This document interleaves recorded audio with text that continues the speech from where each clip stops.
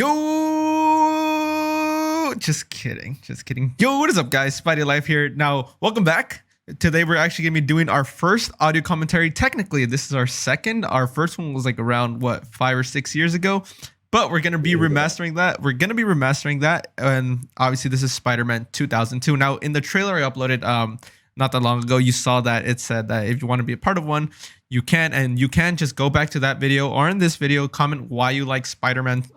Why Spider-Man is your favorite superhero, and don't forget to subscribe, and then that way you are automatically entered to be one of our audio commentaries. Now, specifically this one, Spider-Man 2002, it is just me and my friend Brandon, just because we did the original one back, like I said, 5 or 6 years ago, and we want to remaster that. So basically, it's just going to be us two for the first one, but obviously from this point on, we're going to have a different person come in, or one of you guys to join us. So I'm joined by Brandon. Say hi. Hello. So, how does it feel to be back, man? It's great. You know, the best Spider-Man movie of all time. The best Spider-Man movie of all time. I disagree. Well, to me, Ooh, it's close to Spider-Man. It's close to Spider-Man 2. I still love that one, but I like this one a little bit better. That's fair. Hold on, let me change the properties on this one. Okay. Yeah, Spider-Man 2 is still my favorite one of all time, but we'll get to that in the next one, in the next audio commentary. But today we're going to be doing Spider-Man 2002, directed by Sam Raimi, starring Tobey Maguire, Kirsten Dunst, James Franco, and William Dafoe, who, by the way, does a phenomenal job in this movie. All right, so let's get this started. So basically, once again, if you guys don't know how audio commentaries work, basically when we press play, you press play with us, and then you get to watch the movie alongside with us, so you can hear our thoughts, our takes, and fun facts from us. So with that being said, let's go ahead, Brandon, and press play in 5, 4, 3, 2, 1.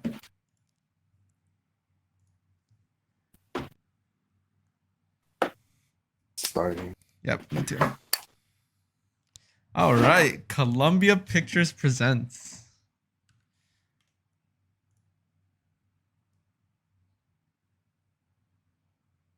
Do you want to make sure I'm recording? Which I am.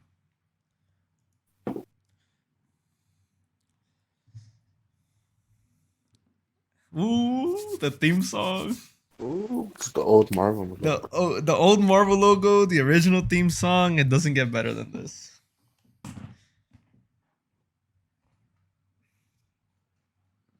Oh, I'm bringing my volume down on mine.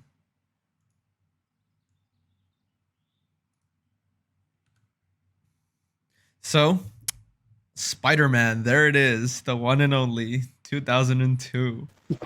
So while the Danny Elfman theme is playing, when was the last time you saw Spider-Man 2002?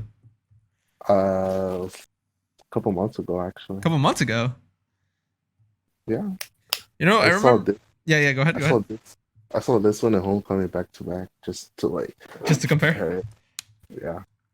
I do remember you saying like not that long ago that when we were gonna do the Spider-Man audio commentaries that you want to just do the Raimi ones and skip over all the other ones.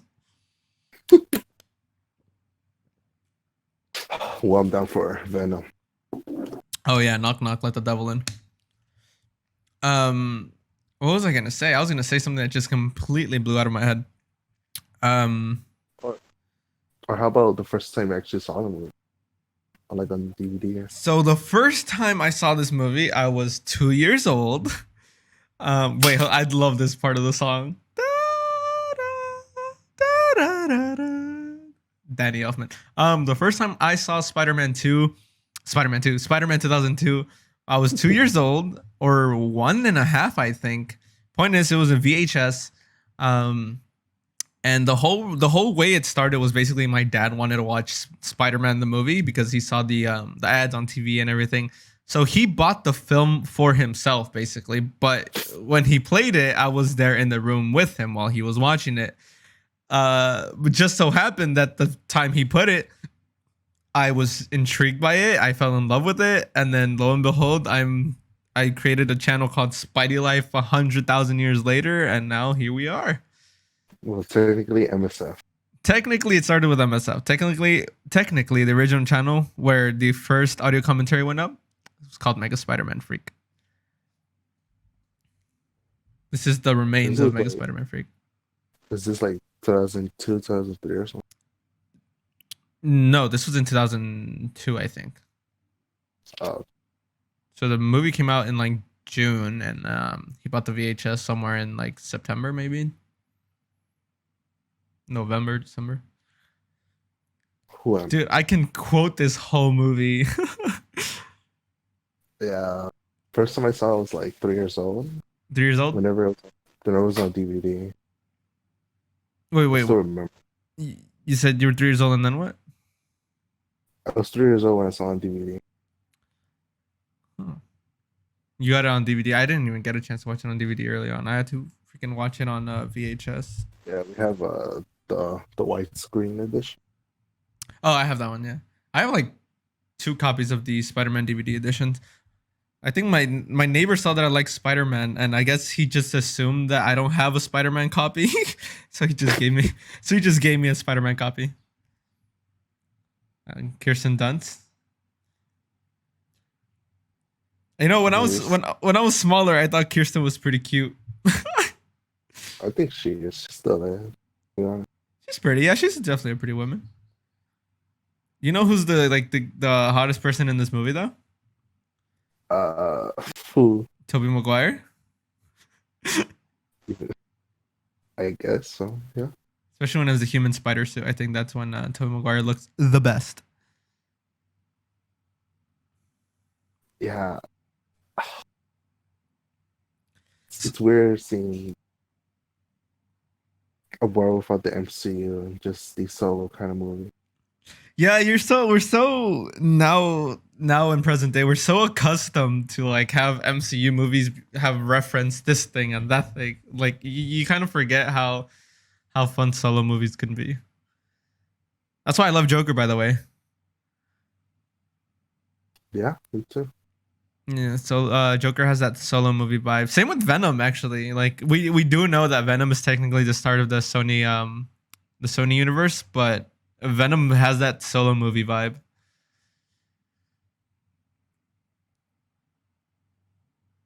William Dafoe and James Franco.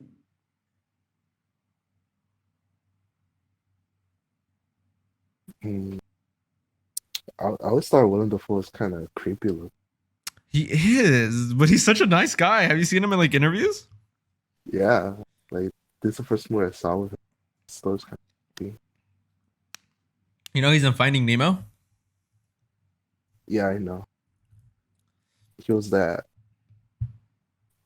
black fish, right? The black and white. The striped fish. He said the black fish. The zebra, like the zebra stripe. This zebra fish. You know, I'm something of the meme. Something with scientists.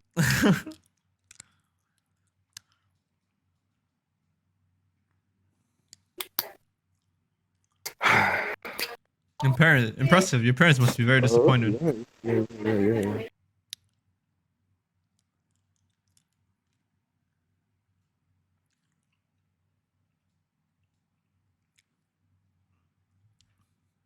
From the beginning, we already see that whole the whole Harry and his dad having like father-son issues.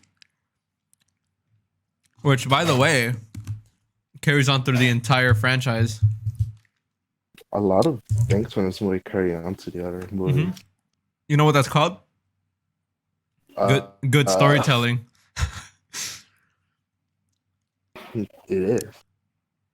Also, this scene was filmed at the Natural History Museum, right? Yeah. This place was filmed at the Natural History Museum.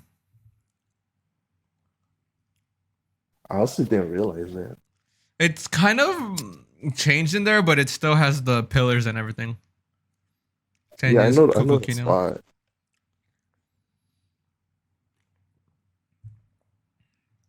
Right. I know it looks color is different, but it's still almost the same thing. Yeah, like I said, it's like it still has like the kind of a different structure, but it has the pillars and everything. So like if you really look close at it, you're gonna be like, oh, this is the place. Are we gonna talk about how Flash looks older than the teacher? I honestly don't care about people don't like that some people are older than they are. Oh yeah, yeah, yeah. I'm not. I don't like. I don't. There's no big deal to me. It's like I never find a big issue. Like even the first time I saw it, I'm like, oh, okay, these high schoolers, you know. Yeah. It didn't bug me. I mean, I look kind of old for when I was in high school. Oh, makes you think I'm one.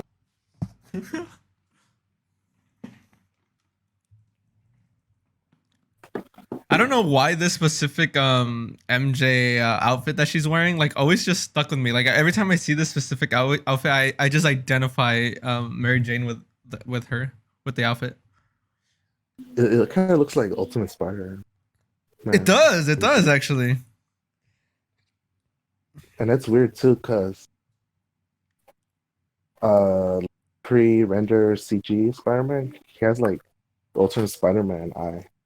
Oh, you're right. Do you mean like the yeah? I know what you're talking about. The one where they had the like the E3 trailer, right? Yeah, or one of those early behind-the-scenes trailer. Yeah. He had the ultimate eyes, and that transpired to the Amazing Spider-Man 2. And like there's a lot of things about this movie that There's I a want lot to of know things more that about. there's a lot of things that this movie has that we still don't know to this day. Like like the web shooters. Is There there was film. is there a Raimi cut? I wish. This is Released? the only one that doesn't have an extended version. Oh yeah, you're right. And even then, with the editor's cut of Spider-Man 3, there's still like a crap ton of footage that was never released. I know.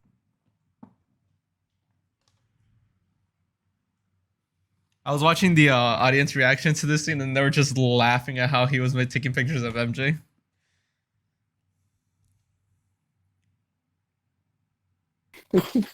So, since we're on the topic of Spider-Man 2002, obviously, what are your thoughts on the James Cameron thing, dude? Oh, that one. I read a little bit about it. It's really weird. It is. It is. It's like it's the one with Leonardo DiCaprio. I forgot who he wanted MJ to play, but I know it was like a way darker version of it. If I remember, what? Yeah, which one was it?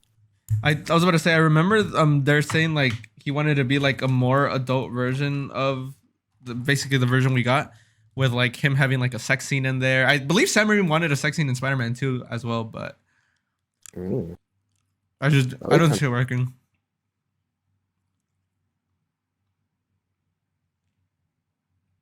And also like his suit that he would wear, the Alex Ross suit.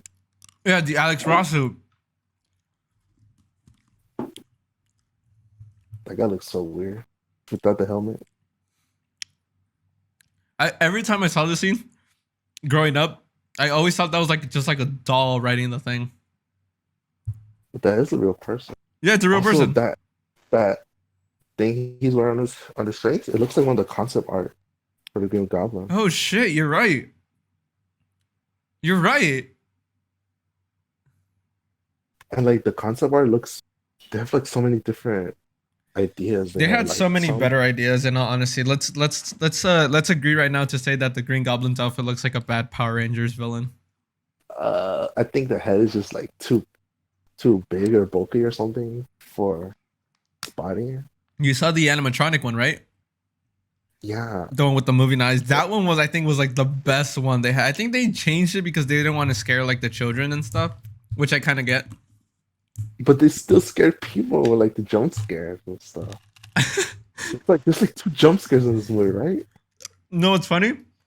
I skipped in the original audience commentary that we did. I skipped a little bit, and I landed right on the part where you said there's 2 jump scares.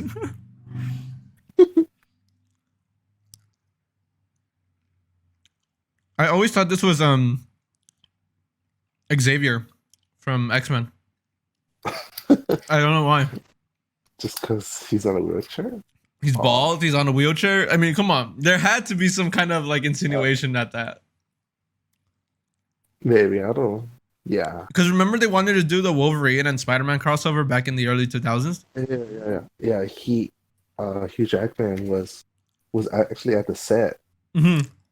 to film, but they couldn't do it Because of his legal rights. outfit was, yeah, his they couldn't get his outfit for it or something about that, and Fox just said no about it. The original MCU. I would have liked that for like the I, original X-Men, the original Spider-Man, I way wonder better. how goofy it would have been though.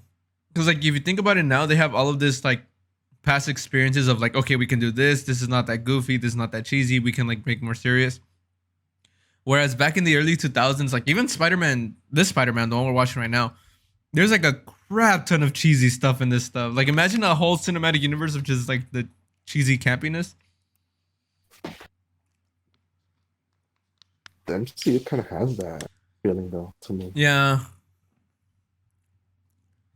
Like I don't know what's about it. Like pre-MCU Spider-Man has a different feel to it that now Marvel movies have. Yeah, I think Civil War to me was like peak. After that, I feel like they started taking everything. Because like if you look at all of Phase One, it's so good, dude.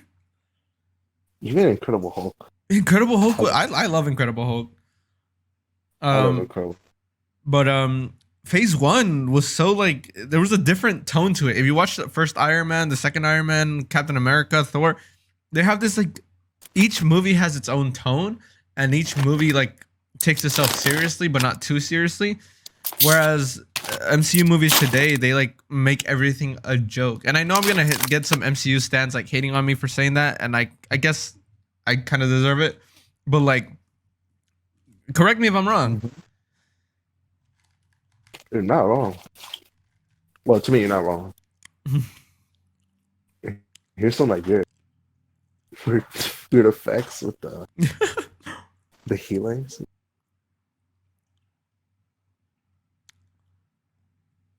That was something like Sam Raimi could have done Yeah. because he put a lot of himself into these movies. Oh yeah. Sam Raimi, unlike the other directors, especially John Watts, Spider-Man, Sam Raimi grew up with a Spider-Man poster on his wall. He grew up as a Spider-Man fan. You know, he's basically one of us.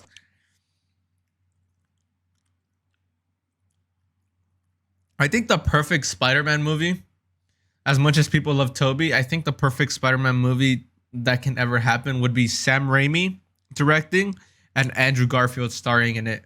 Because they both love Spider-Man so much, they understand each other. So that there wouldn't be any creative differences right there. I could be wrong, but Andrew Garfield is the well, when we get to the Andrew Garfield movies, but Andrew Garfield is the only actor who truly loves Spider-Man, like love Spider-Man growing up. I remember about this scene. What happened? This scene. When I was little, I used to get the first time I watched it. I got so scared I ran that way because it's just so unexpected, you know, It is. It is. like him, like okay, like pulling it up and then right about now the green smoke and him And he just moving his turns into the body all, Goblin. all his moving his body all weirdly, and you don't see his eyes. That's just so creepy. It is. It is really. That's all William Dafoe though. And this is the first Spider. I mean, the first Yeah, Spider-Man. the first on the big screen live actions. Because I said this on Facebook the other day. I was like, "Oh, this is like the first live action Spider-Man movie," and everyone was ganging up on me. We're like, "Oh, what about the '70s one? What about the like?" Oh my god. Do you think the cast and Sam Raimi like had a lot of pressure towards them, like thinking like this is the first biggest Spider-Man movie to ever release? Like, Oh yeah, definitely. This is like it's like Superman level, like yeah, hype, and, like responsibility just to get it right. Like this is the first enormous. I mean, like X-Men came out 2 years before, X-Men did Yeah. commentaries before, but I mean, Spider-Man had a different approach to it. So, Spider-Man like had a huge audience. oh, And that's gigantic, just man. one character. That's just one character. And I now remember he's seeing the E3 ad, the E3 trailer saying, it started with 40 million fans, 40 years, like all of these, like, you know, a bunch of stuff, saying accumulated up until this point. This is the movie for the Spider-Man fans. And it truly is. If people ever ask me, like, what Spider-Man movie should they watch first, I'm always going to recommend Spider-Man 2002. I think it's, excuse me, I think it's the perfect origin story movie. Or coming of age, whatever you want to call it. Big change. big. Big change. We're not there yet, but he's about to say it. He really lifted some weight just for like a couple scenes. No, man, he ate a hamburger, bro, every day. Cars Jr. Cause he drank the Dr. Pepper. No, apparently I was actually listening to the audio commentary to Spider-Man 2 from with Tobey Maguire and J.K. Simmons. Apparently, Tobey said that that in the earlier shot where he's super skinny, that it's someone else. They CGI'd his face onto his body, and that this scene where he's shirtless actually is Tobey. I think he's lying, bro. I don't think their technology back then would have been that good. If you look at Captain America: The First Avenger, his face looks so wonky on the skinny boy's body scenes. You know what's ironic? What? We mentioned Captain America on the original audio commentary of that scene. Wait, what? We mentioned Captain on the original audio commentary in that scene. Wait, did I really? Yeah, we did. For completely different reasons or the exact same? Exact same. I don't believe you because I saw the audio commentary after we did that. You gotta check it again, bro. Okay, I'm gonna do it right now. I'm gonna pause the movie.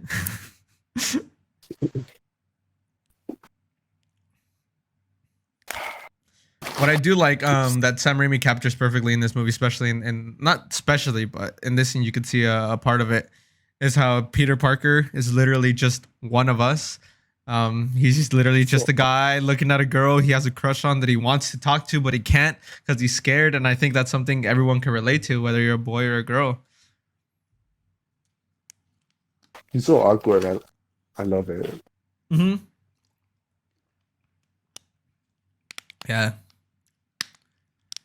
I hate the whole stupid little argument of Tobey Maguire is a good Peter Parker. Andrew Garfield is a good Spider-Man. Tom Holland is a mixture of both. Like, that's such the most dumbest thing I've ever heard. It's kind of dumb because they're the same character. So, no? I think Tobey Maguire does a good job at interpreting his version of the character. Andrew Garfield does a great job interpreting his version of the character. And Tom Holland does a great job doing his version of the character.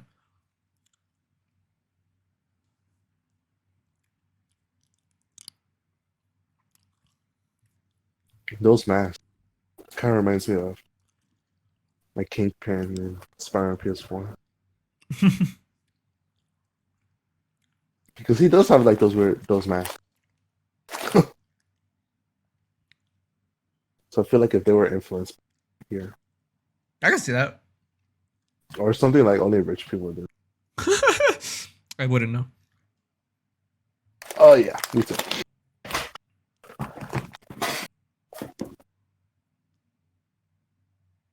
Who do you think stole the glider? I think it's the Chameleon. I think it's the Vulture that's gonna come in Spider-Man 4. Isn't that the only time we see a Daily Bugle like little car? No, you see it throughout the entire franchise. Because for a second, I only think about this. No, it's everywhere. How many times they had to like do? Sorry, your voice glitched out. Can you repeat it again? I said, how many times they had to do that scene again? Oh, so fun fact. No CGI was in the scene. No CGI, no practical, no, not practical, all practical effects. He did that until they got it right. Apparently, Kirsten Dunst MJ was like getting annoyed of how many times they had to redo it.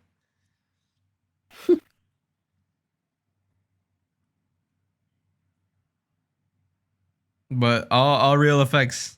That's one thing I like about Sam Raimi. He whenever he can do a practical effect, he'll do his best to do it. I know, right? Something simple as like A gun, far from the far gun, from home. They have like a green screen in the background and and the gun. half model of a gun. Just use like a plastic gun. Yeah. But I think the argument of like how these people are teenagers is in the sink. Here's the thing. Every Wow. time I watch this movie, I know people complain that they don't look like teenagers. I genuinely forget that they're supposed to play teenagers. Like I'm just focused on the actual movie rather than looking around. CGI fly? CGI fly. Didn't we bring that up in the commentary? CGI spitball? CGI fist? CGI fist. CGI. CGI No, fight? I was gonna say something, but oh, the I wouldn't want to flight me. There it is. The whole Raimi trilogy came up with memes, man. Shit ton of memes.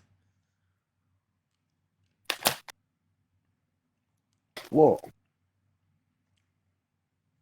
So, Brandon, growing up, obviously, sorry, I'm eating a jelly bean. No problem. Which one? What are you about to say? Oh, I like this. So, growing up, Brandon, what made you like Spider-Man? How he's just like some high school kid.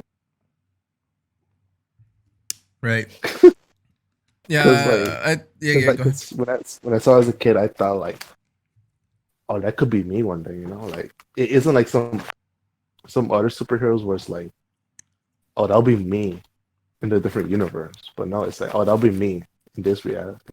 Right, because you see, well, we do hate on MCU Spider-Man a lot. I do like how Kevin Feige and everyone else was promoting the Spider-Man movie of like, you see the billionaire, you've seen the god.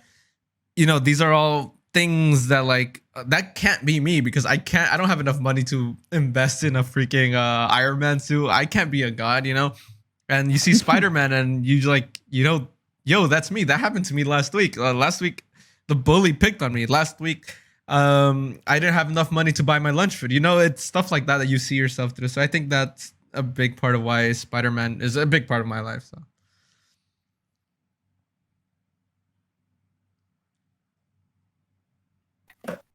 I think this seems pretty cool with the camera. yeah, the camera. This is the part where he turns around and like yells all goofy. It's like, whoa.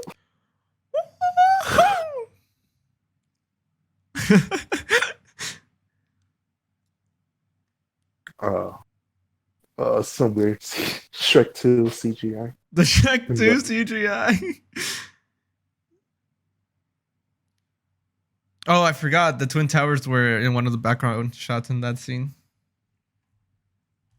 You just want to talk about how 9/11 affected this movie? We should talk about that. So 9/11 was I don't think it was going to be a major part of this movie, but I do think they would have loved to incorporate it in some way, shape, or form. The James Cameron version would have had the Twin Towers involved. Like it would have been like the final fight scene, right? Yeah, the final fight scene is just basically Spider-Man and Electro on top of the World Trade Center, just like fighting it out. I didn't know that actually. I know they wanted to involve the Twin Towers. I just didn't know that it was gonna. But They're gonna duke it out there. Yeah. And then in this movie, we had the trailer, obviously. Right, yeah. A fun fact about the trailer. You know, J.K. Simmons is in that trailer. Yeah, I know, I know. He was like one of the. He's flying the helicopter in that trailer. I don't know. Actually, I saw the poster with Spider-Man and the Hmm. Twin Towers like down his eye. I saw it as a little kid. My I mom believe they told me, took it down immediately. No. yeah, almost immediately. And also, and also, I saw it before it was taken down. They had to use the other one. The one where he's climbing up the building, right?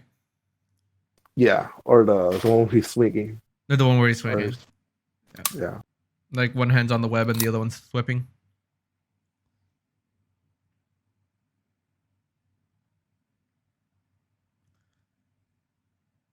Do you think it's kind of parallel how the kitchen has like Green. uh, green Yeah, I noticed that and too right now.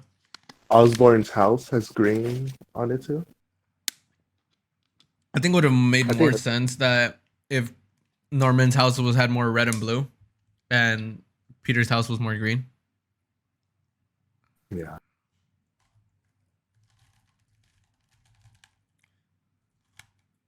Jesus Christ. So I do love how they gave the whole MJ arc of the abusive parents and everything. I don't love that Hmm. she has abusive parents, but what I'm trying to say is like I love the fact that they gave her that arc. It gives her a motivation to be the way she is and not just being some random girl who does these who just like likes to go from guy to guy. Like she has motivation as to why she's looking for the right guy. She's tired of her father being this way to her and I get you.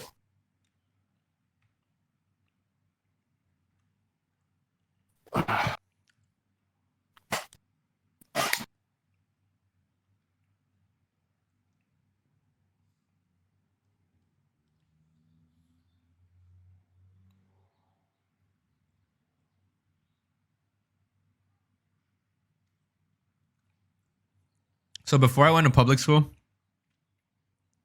basically my private school years, every time I would try to talk to a girl, I related to Tommy Maguire's the most because I would talk like him. I would try to. I was always like the soft kind of guy of like, I don't know. It's something I could relate to, so it made me really relate to Sam Raimi Spider Man.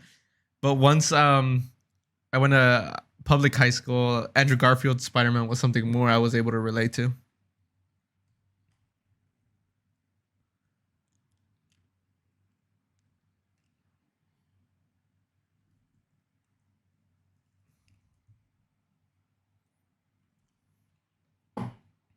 Brandon? Oh, oh.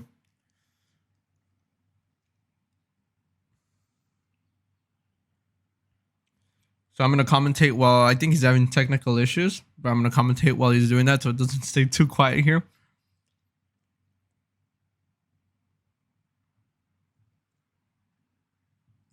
I don't know. Okay. Were you able to hear me? I don't know.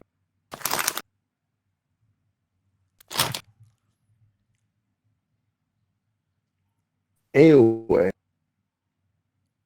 You're glitching a lot, Brandon.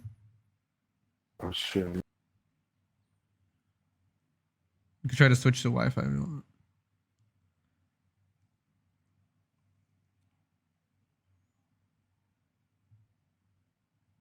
Is that any better? Yeah. Alright. Cool car. Well, we're not there yet, but oh, she's wearing a red and blue sweater, dude. I see that. I do like how Sam Raimi uses color a lot. Not in making like dynamic scenes, but in like the clothing, certain things that go on. They're always like color coded in a proper way. Like in the Thanksgiving dinner scene, they're wearing opposite colors to each other. That's true. Even like down to the room. Yeah, yeah. Norman's house is green while Peter's house is blue.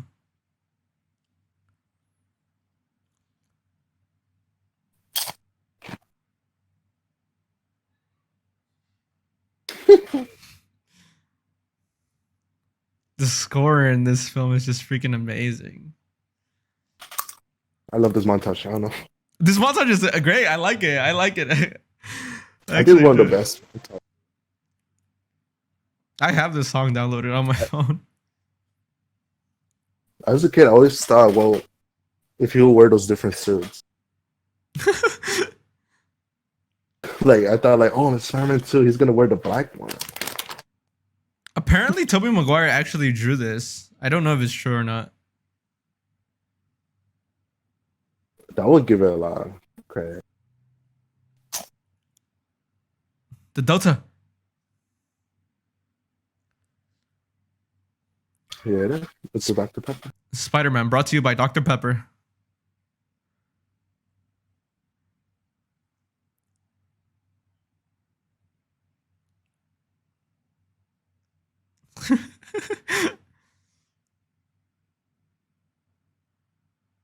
What's going on?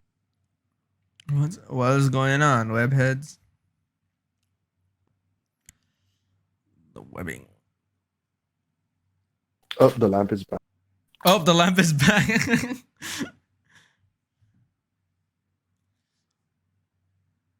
The end of Norman Osborn. And then Norman's insanity begins from this point on.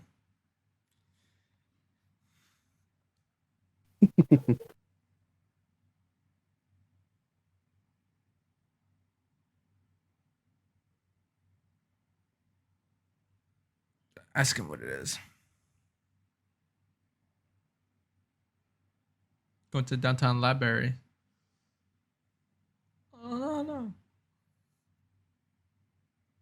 Now we're going to talk about how Uncle Ben says he needs exercise, but he's going to get inside a car. That's the exercise. Walking to the car and walking back home. or stepping on the pedals. So this scene, by the way, Psalm 41 playing in the background. So this scene, man, one of the most powerful scenes in the entire film.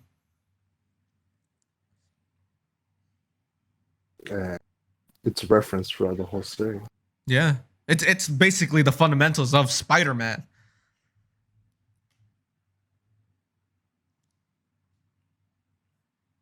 I love this. I love this scene. I feel like it talks directly to me when I look at this scene. It's the only one where he actually says the real, like the whole thing. Yeah.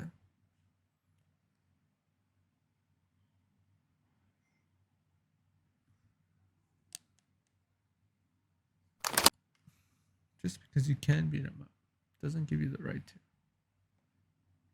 Here it comes. Great. All right, thank you guys so much for watching. You think he's the best Uncle Ben?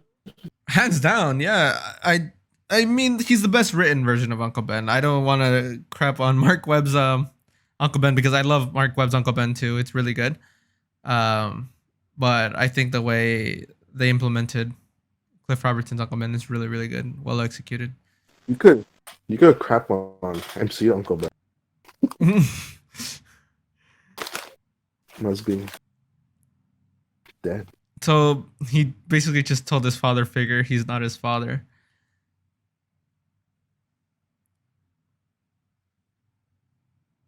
Oh, did you see that he's wearing the human spider suit underneath? Yeah. Oh, we're about to be introduced to the best character in the whole movie.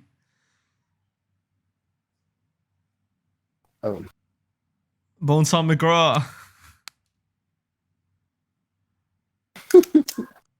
This is so 2000. It's just You see this scene and you're like, oh, it's early 2000s movie. that's what I love about it, man. And then we have Bruce Campbell, Sam Raimi's best friend. Evil Dead, man. Evil Dead. And Doctor Strange too? Doctor Strange too.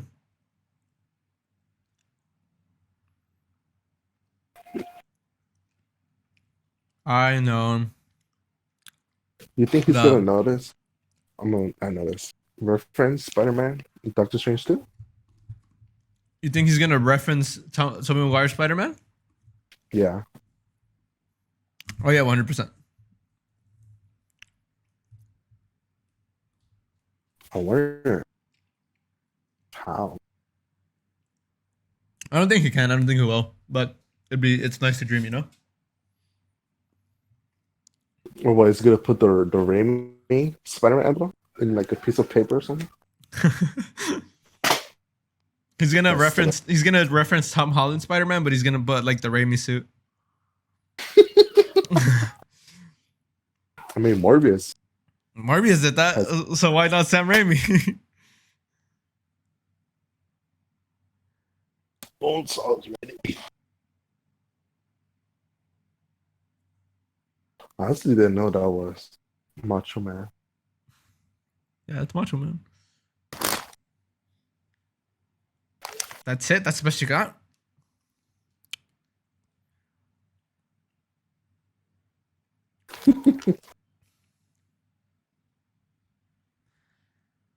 He's just so chill. You know?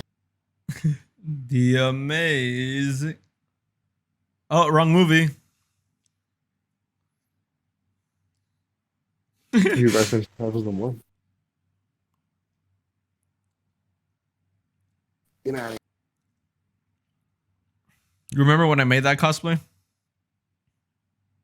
Yeah, I remember.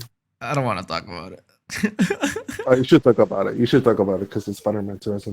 Oh, all right, bro. So basically, the year was 2014, and it was Halloween.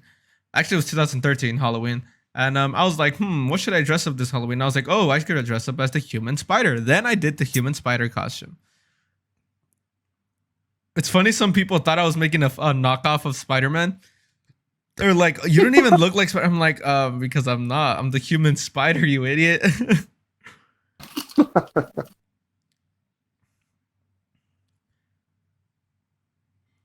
I remember now. I remember that.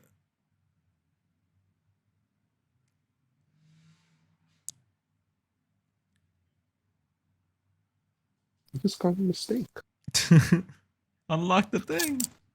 Take the data. A freak show. You in nowhere. I got you for 3 minutes. 3 minutes of playtime. Circus in town? The circus in town? Looks like the freaks wants to play. That's a cute outfit. Does your husband give it to you? Hey, stop the movie. Stop it. Oh my god, he said homosexuals are not good. Stop the movie. I hope people know that that's not the intent of the whole joke. The whole joke was just to make Bonesaw feel bad. That's it. I don't think Sam Raimi hates gay people. It's just a joke. Brush it off. Old man. Anyway. Hmm? There's nothing new. And again, it's an early 2000s movie.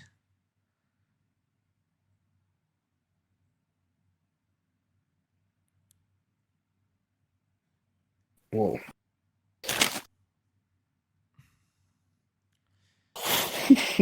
What up? I wonder if people in the crowds if they're still They alive. see me. They see me. They see me. They see me.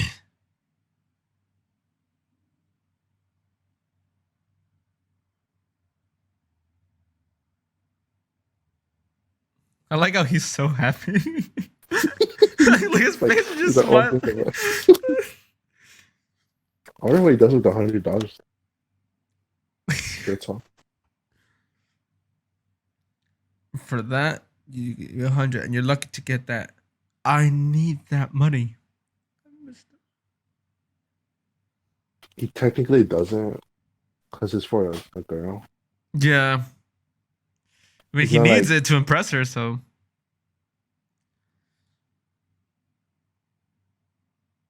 But he feels the need that he needs it. Yeah. Not like, oh, I want it. I understand that. I can relate.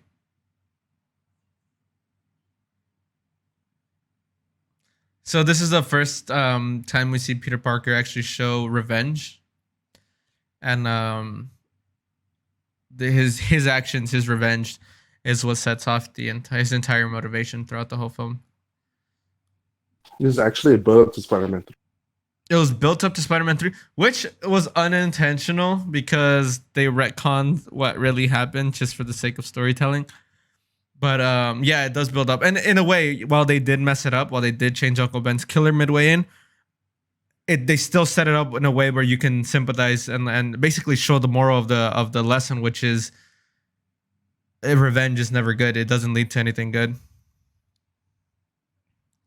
It didn't help him the first time, and it's not going to help him the second time.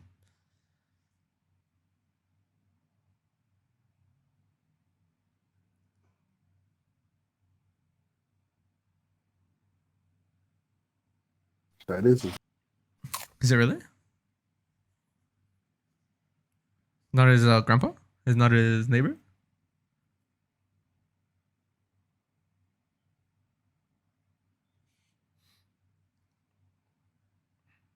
I think I actually like shed a tear when I saw this. Back then. Because I just felt so bad. Yeah, they set him up good from the beginning. They showed what they needed to. He's a loving uncle. He's a loving husband. He cares for both his wife and his nephew, which is he raised him like his son. It's impactful. A lot of people make fun of Tobey Maguire just crying in this scene, but I think that's what you would look like if you cried. You know, if someone died. When you cry, you look ugly as shit. Yeah.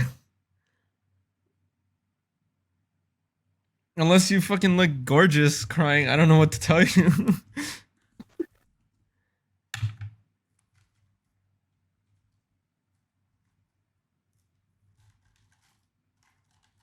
They have a jar full of jelly beans.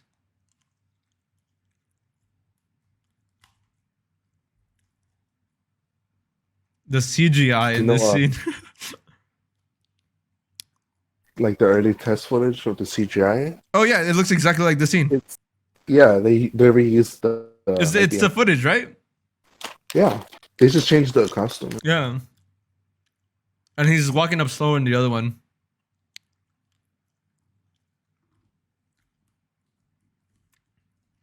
I don't know why people say this is PS2 graphics. This is PS3.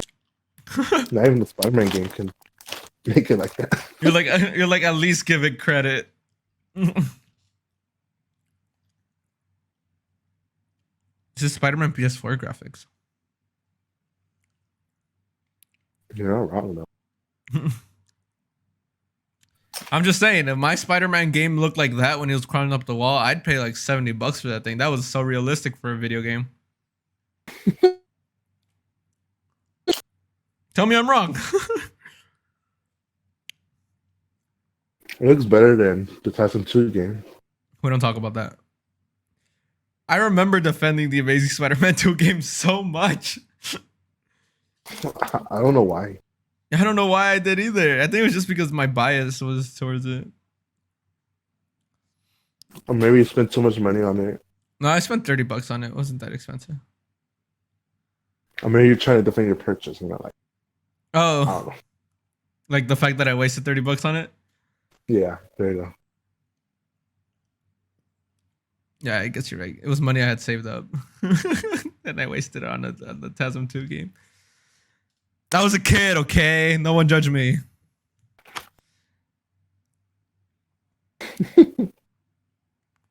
I do love the whole learning to crawl kind of vibe right here.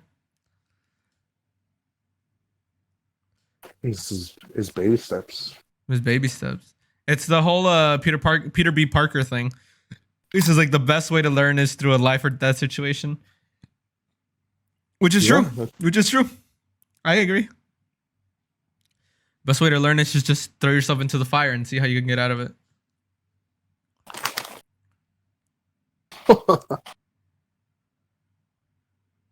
It's just so spooky.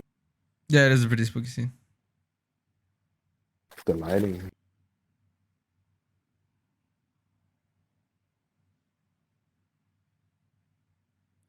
I do like that.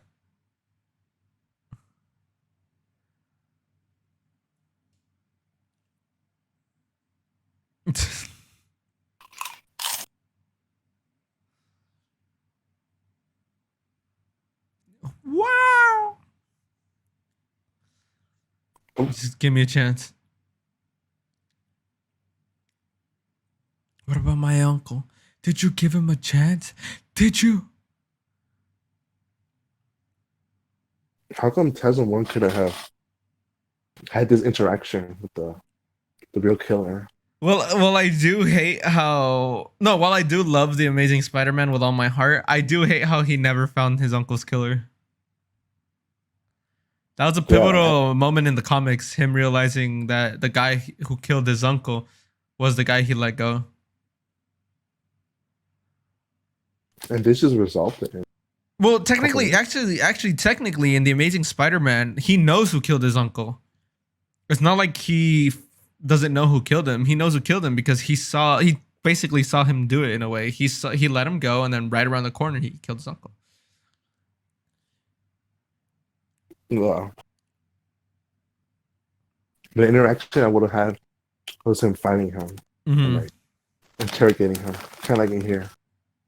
Yeah, I would have loved to see that in Tasm. Obviously, we're never, ever, ever going to expect that from MCU Spider-Man. That's long gone. I saw him on top of the Chrysler building. It's beautiful.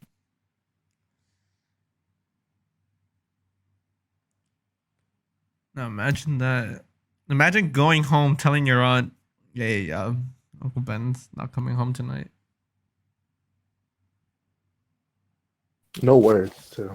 Yeah,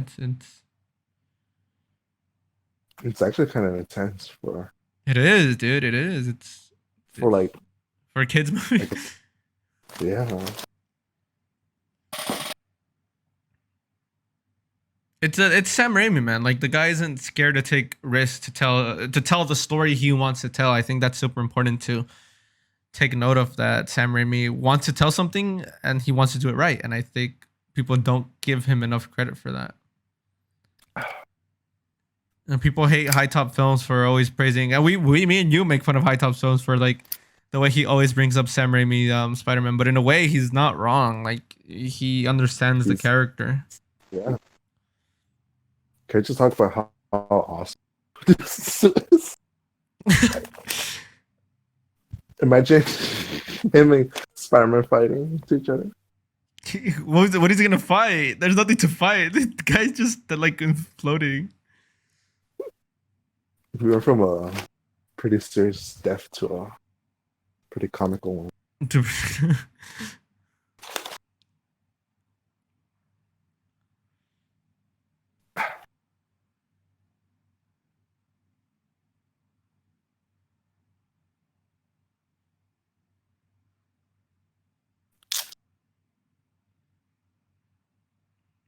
Jesus Christ. That's not the first time I've been proven wrong. Look at how he shakes Harry's hand. And he just says congratulations. And look how much he's like petting, not like physically petting, but like the love and attention he's giving to Peter. It's a difference of like. Yeah, like the way he treats his son to the way he treats Peter. It's like the son he wanted versus the son he had. That's basically what it is. It's Norman. I mean, Harry feeling jealous of what Peter has taken from him.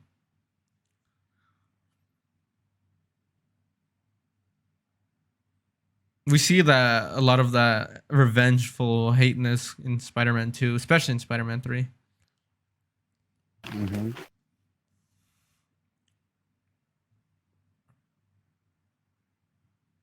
It's so sad.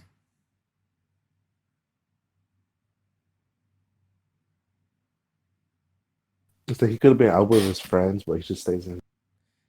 Well, forget about the friends. It's the fact that the biggest moment of his life at this point is him graduating high school, and the guy who he looked up to as a father can't be there. It's hard.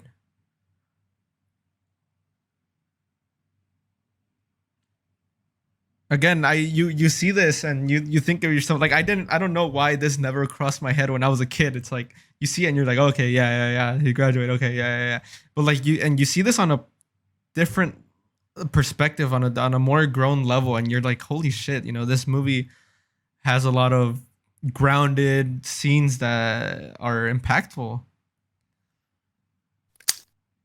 Yeah, it doesn't like sugarcoat it. And What was that? they don't like sugarcoat it. They don't like shy away from it. No, not at all. They, like I said, Sam Raimi, if he wants to tell a story, he's gonna tell it.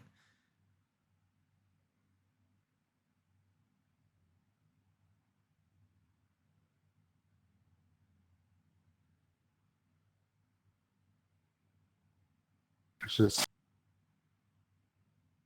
this is something like I wish MC had more. I wish MCU Spider-Man had more moments like this. Even Spider-Verse had this.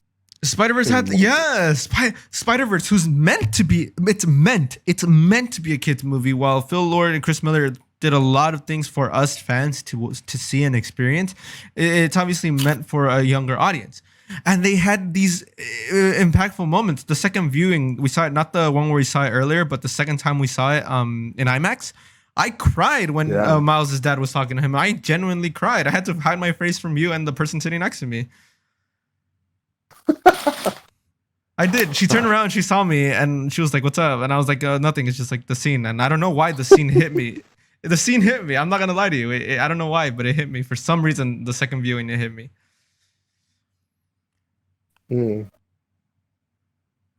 I heard that the Twin Towers scene is supposed to happen like right here or something. But I'm not sure. But I really like this montage too. Yeah. And with the Raimi suit, bro, it's key now.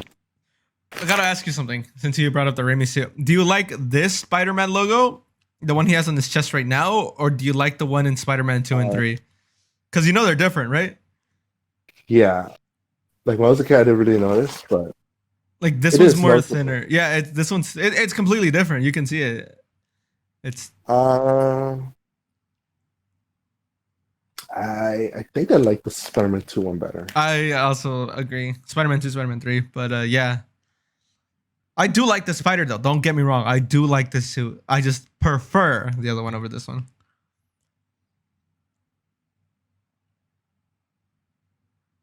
And the suit in general, I think I like it the most. Is this one your favorite one, like of all time? Yeah, my personal favorite. Like all the other suits. What would you put under the next one though, other than Raimi? The Twin Towers. The Twin Towers.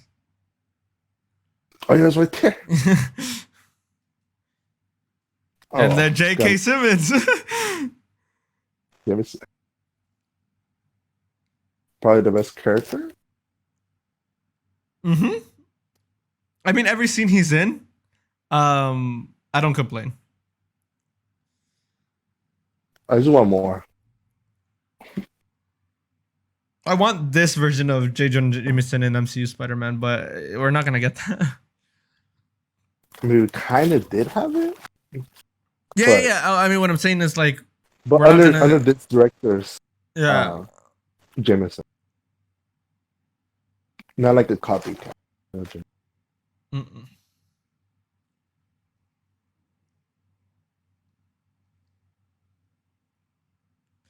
J.K. Simmons did such a fan favorite role for everyone that he voiced J. Jonah Jameson in video games, cartoons, a bunch of stuff. Yeah.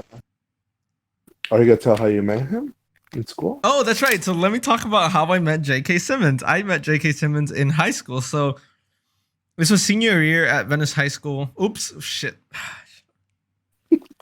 I shouldn't have said that. Okay, whatever. Well, you guys know where I went to high school now.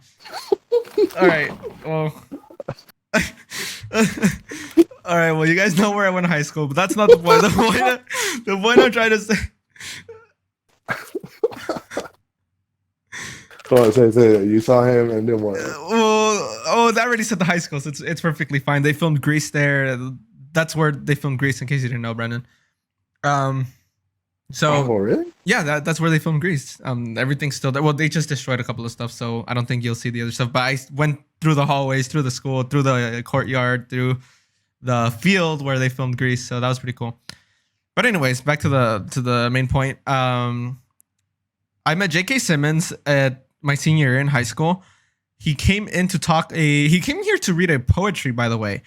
But I didn't know if my class was gonna go talk to him. I was just kind of just there, like hoping that I would see him, because my mentality was like, as soon as the bell rings for school to end, I'm gonna run to the classroom that he's at and like at least talk to him, right?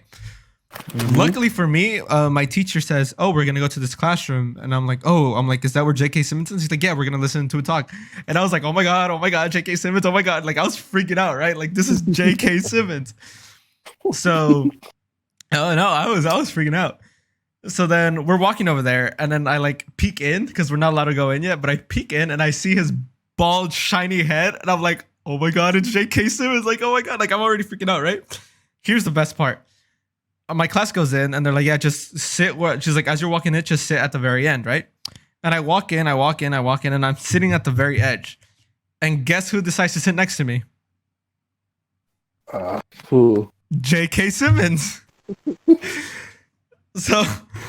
So J.K. Simmons is right next to me, right? And I look at him and I'm like mentally freaking out. I'm like keeping my cool physically, but I'm like freaking out, like, "Oh my god, it's J.K. Simmons! Like, what do I do? What do I do? It's J.K. Simmons."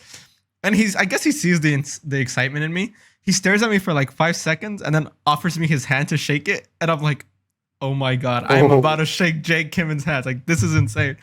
So I shake his hand, and I'm like, "Hold up."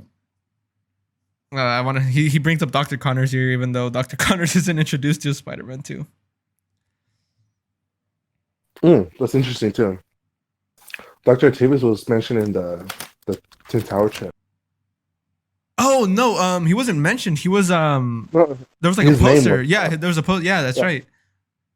But still mention him in this universe, so it's really nice that they reference these people. They do. And here's the thing. I don't think their intent was for that, because we missed it earlier. We were talking when J.K. Simmons was introduced, but they said, Robbie said, "We can't get a picture of this guy. Eddie's been at it for weeks." He brings up Eddie Brock. Eddie, Dr. Connors, like all these people that we will meet in the future. No, but here's the thing. Eddie isn't in New York, or at least isn't working for a Daily Bugle up until Spider-Man 3. Because remember, J. Jonah Jameson says, "Who the hell is this guy?" So yeah. Originally, they had someone casted as Eddie Brock in Spider-Man, in this Spider-Man movie. All of his scenes got cut, though. Yeah, he is. He's on Twitter, right? Mm-hmm. For a football team. Yeah, that's right. He confirmed that he had a role as Eddie Brock. He was the original Venom. Anyways, back to my story of what I was saying. So J.K. Simmons offers me, I shake his hand, and I look at him, right? And I tell him, "Hey, look, I'm a huge fan of the Sam Raimi movies." No, I'm a huge fan of you and your work. And like, I grew up watching the Spider-Man movies. Spider-Man is my favorite character. And I love what you and Sam Raimi did. And he said, yeah. He's like, "Those movies were a lot of fun to work on." He's like, "Sam Raimi is a talented director." He's like, I hope one day I get to work with him again." I was like, "Oh my God." I was like, "Oh my God. Like, he can't believe he said that," right? And then after he read the poem that he was supposed to read, the teacher says, if anyone wants to ask him a question, go ahead and ask him, right? So guess who raises his hand first? Me.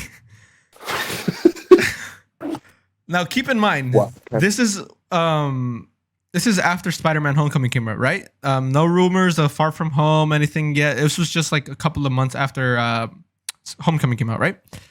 Mm-hmm. So I ask him. He chooses me. He's like, "Yeah, what's your question?"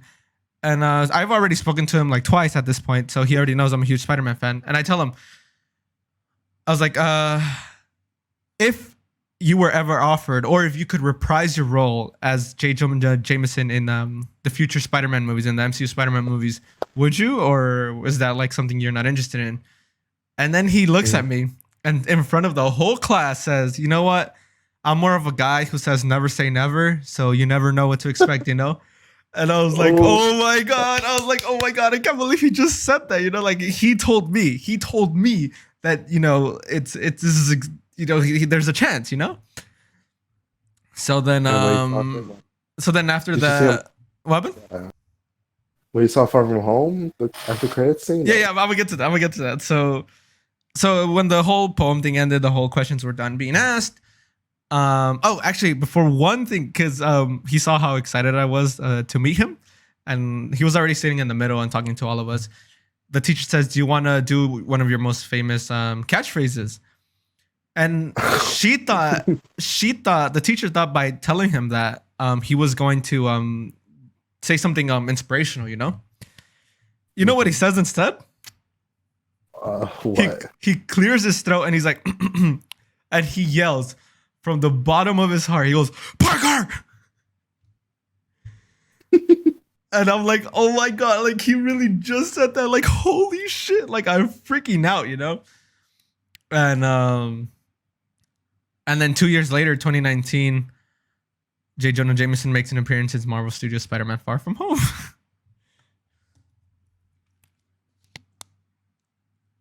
That's an amazing story, man. Beautiful. It was beautiful in the moment. Anyways, you know how much I sacrificed? You know how much I sacrificed? I know we skipped through a lot of stuff while I was saying that, but it was worth it, man. It was an interesting story, yeah. I heard that like the CEO of AT&T was in this shot or something. Wait, you said AT&T was Wait. What? The CEO of AT&T or like the ex-CEO of AT&T. Or like someone who worked on. He's in that shot? Yeah, like in the table. I didn't know that. Yeah, I forgot where I read it though, but anyways, this thing's also very 2000. Oh yeah. Dude, look around. Like this part is so cool. I had the Spider-Man and then the Green Goblin action. This festival of all these people, like it must have been a lot of time and money to set this up. Well, did you not see all the ads that were around there? I like how this one was drawn line the Cartoon Network commercials. Oh yeah, this is the one scene that was like constantly promoted in the Cartoon Network thing.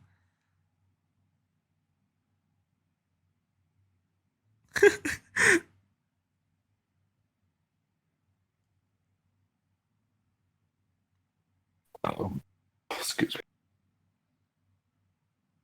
I wonder how come there wasn't another Unity Fair after this one. You mean Mr. Xavier?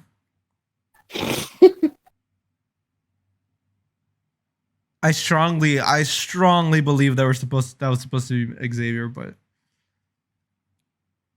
Singular was a huge promotion in Spider-Man 2. I remember that. Yeah, it was. Like it was in a lot of promotional footage. That a Spider-Man commercial? Yeah. Singular? Yeah, when he's like swinging through San Francisco all the way to New York and everything. That was a work.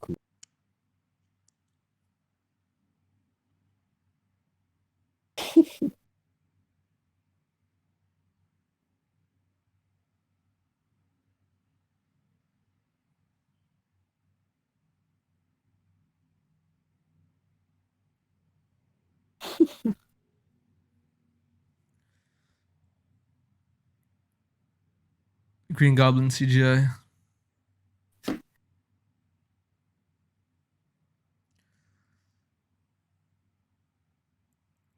The practical effects still holds up too. It does, yeah. That's what the best part about Sam Raimi is like when he can use practical effects. It doesn't age as bad as the CGIs in this movie. I remember seeing it. There's an ad where he flips them, and then he looks at some kids see him shoot the web, and he tells them to like stay quiet. Yeah, I seen that one. That picture too. I think it does make sense why they cut it off. It just wouldn't make sense, but I do remember seeing that ad.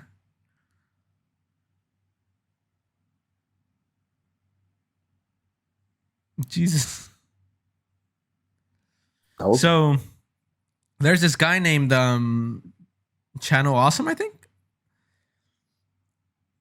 oh Um, yeah, I think that's the his name. nostalgic critic. The Nostalgia Nostalgic. Critic. Yeah. He said that the Spider-Man movie shouldn't be rated PG-13. Your thoughts? Shouldn't. Yeah. What are your thoughts on that? Uh, well, does he mean that it should have been like PG or like Yeah, rated he's saying it R? should have been PG. Not really, because it would have been limited because you want to have someone dying, right? Um, you wouldn't probably show blood, right? Right. Yeah, no, 100%. I look, there's people who we literally just saw get evaporated, turned to skeleton, right? People get exploded, People got exploded. He threw a bomb. There's death. showing ass. And then showing ass. he takes on some heavy themes like loss, revenge, Like, all this stuff that like I don't think you should show to a kid. You at some age level, your capacity to know like, okay, this is why they're showing this. it's more for a teenager who It's a teenager movie, yeah. So PG-13, I think, is the right rating. I don't know why. That guy needs some help. He was bashing on the Raimi trilogy too hard. I know.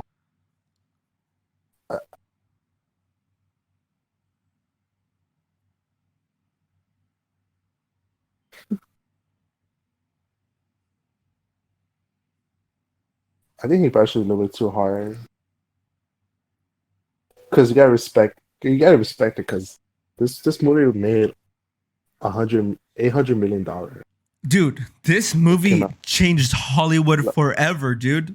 It was the first superhero movie to reach those number. Yeah, Those numbers. at the time, dude, this was unheard of. Like a superhero movie to reach this amount of money, like this changed Hollywood forever, dude. There wouldn't be Brandon. There wouldn't be MCU without this movie. There wouldn't be DCEU without this movie. Like you do see how impactful this scene was, right? This movie was, right?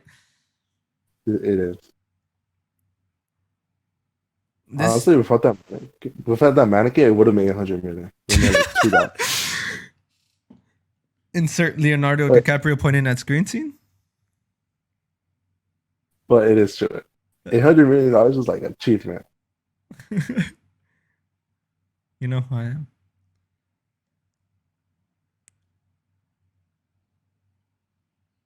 Remember when that thing used to get memed the living out of back in like 2007? I remember. You know how people like don't like how these people are playing teenagers, right? Right. Well, to me, I don't like. Well, it's just a personal thing, but how Spider-Man's talking and MJ hears him, and when Peter's talking, MJ hears him, like, you know who he is, like by his voice. The voice, the whole voice thing. Yeah. I will that give. Kind of bugs me. I will give credit to MCU Spider-Man. I will give him credit because in Homecoming, when MJ asks him like, "Who are you?" he does change his voice. He at least he attempts to change his voice. He's like, "Oh, don't worry, bro, go get the," like he doesn't attempt to like hide his voice.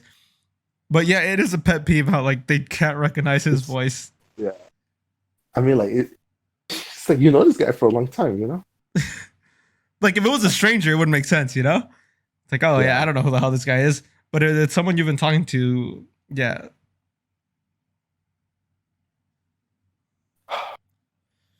We're an hour and 11 minutes into this film. Holy crap! This one was pretty fun.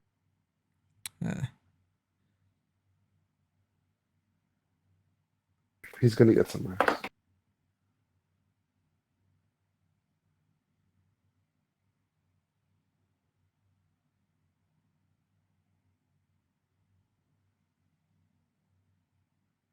Is he referencing Green Goblin or Spider-Man? Spider-Man. Oh no, he's talking about Green Goblin. Oh, this scene, William Dafoe does such a fantastic job, dude. I was really scared. It's amazing. He does two roles at the same time, simultaneously.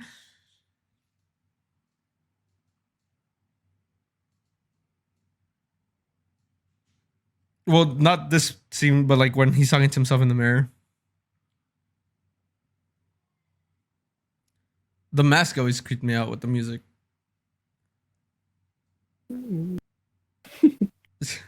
This scene. Come on, there has to be some influence with like Mr. Negative and Kingpin Spider-Man Peters. The man. I can see that. Yeah, yeah, I can see that.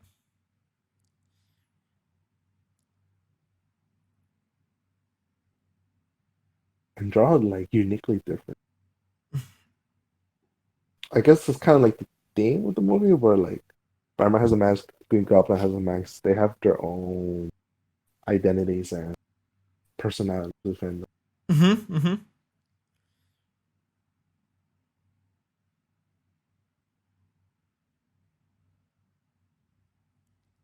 Yeah, this guy is so talented. It's Jesus Christ. You're not wrong. I'm not.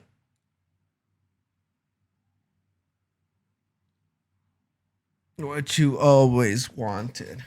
Power beyond your wildest dreams. And it's only the beginning.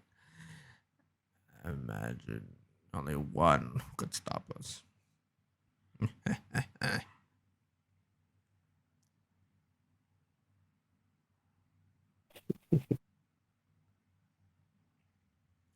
I wanted William Dafoe to do Chucky in the Chucky reboot.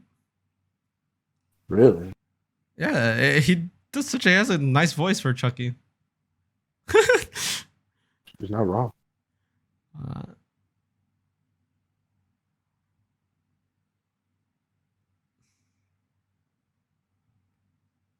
It's liable.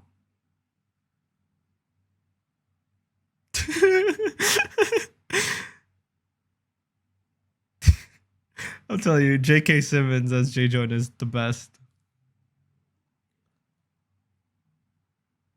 Is that why there's no Jameson and Tazo? That's what J. Jonah Jameson tells him. Apparently they wanted J.K. Simmons to play J. Jonah and Tasm. What? Yeah, yeah. I didn't know that. Actually, there was a live stream where J. Jonah Jameson. There's a live stream where Seven Webheads actually asked the Mark Webb if we're ever gonna see J. Jonah Jameson, and they brought up how J.K. Simmons did such a fantastic role, like how it'd be basically impossible to top that. So basically, it was considered. But I feel like if they did, it would have been more of like a remake remake. I don't Because know. I know they want to be. Because I know they said they wanted to be like a different. They didn't want to make like Spider-Man 4. They wanted to make like a new one. Yeah. Well, what are your thoughts on a Spider-Man 4? I remember after seeing Spider-Man 3, I was so hyped for Spider-Man. I think we all were. I would look up trailers on YouTube. The fake trailers? It's like Carnage. Like, oh my god, Carnage. I remember all the Wonder Boy trailers I saw. Not the Wonder Boy trailers, but clips of Wonder Boys used for a Spider-Man 4 trailer, and seeing Tobey Maguire like drunk and everything. I would be like, oh my god, Tobey's gonna get drunk in Spider-Man 4. What? And if you look up like the dates they're posted like a month after Spider-Man 3.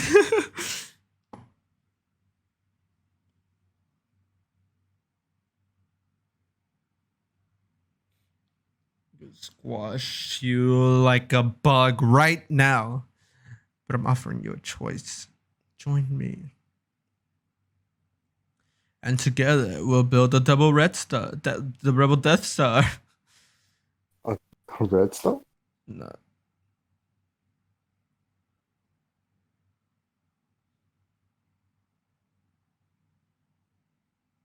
I remember hearing that the Twin Towers were like in the background of the scene. Like in the behind. Yeah, that's what I. See, there's the Daily Bugle truck again. Guess I'm wrong. Oh. In spite I also of love everything you've done. What? The Spider-Man 1 game and a PS2, they had a lot of lines Willem Dafoe did. They're pretty funny, honestly. You know, guilty secret that I've probably told you before, but I'm gonna announce it here publicly. So if anyone wants to like use this in the future to like make fun of me, oh, Daily Bugle truck's in the background. Look, it just drove away. Where was I there? I never finished the Spider-Man game. In fact, I never made it halfway in. What? Yep. I've only gotten as far as to the warehouse. The warehouse is like the second level, dude. Yep. Oh my! That means you missed the Vulture fight, the Scorpion fight, Yep. Yep. the Osborn Everything. levels. Like I know the whole game by heart. I just never finished it. Why, dude? I suck. Yeah, it follows. Well, not it kind of follows the movie. I heard there's like a lot of side stuff, like comic book stuff, like again, Scorpion, Vulture, the Shocker. The Shocker, there you go.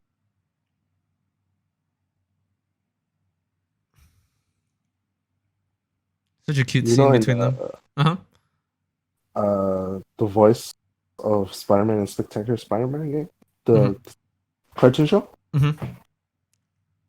He does the voice for Harry in the game, right? William Dafoe?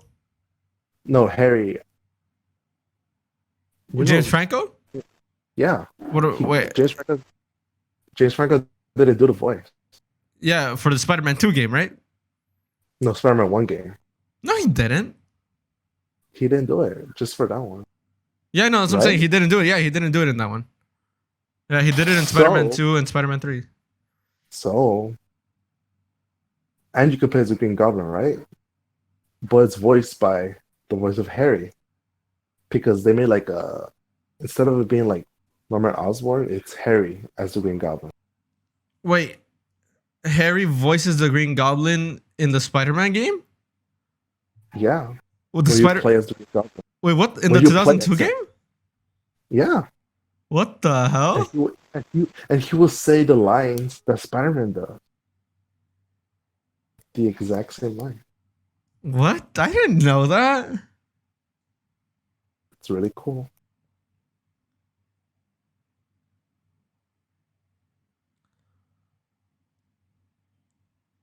How come he put his mask earlier? I guess he didn't have time.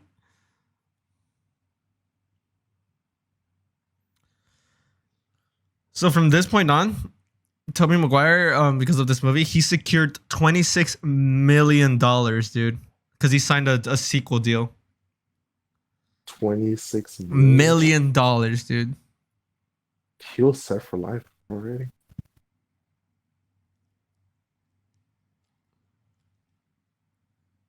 And then I don't know if he has royalties too, dude. Of course. He'd be an idiot to not get royalties, huh? That's why he's not in a lot of movies. That's why. He's big chillin'. Once again, the iconic scene. I say iconic because from this point on, this scene was replicated like everywhere. Not, I'm not in superhero movies, but like it was talked about, parodies, everything. Like you see this scene, and the blue in the background just looks nice too.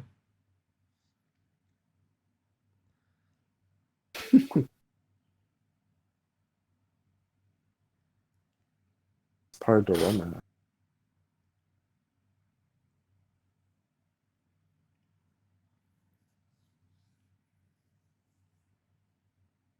New York.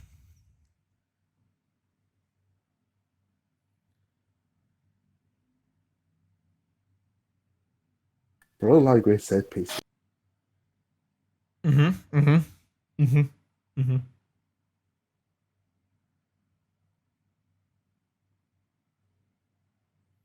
Is that Minneapolis right now? Oh no, you didn't just say that. Oh no. No, it's dated. No. Oh no, you didn't just say that. On behalf of my friend, I sincerely want to apologize so I don't have to make an apology video later on. This is the apology right now. Anyway, do you know they actually had to have a baby in a burning house? Fun fact: did you know they actually threw a baby inside the burning fire, and they actually had a Spider-Man swing in? This is all real. No CGI. No nothing.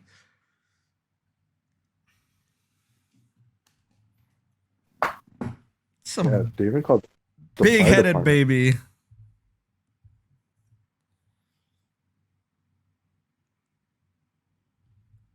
Was Daddy gonna do sumi?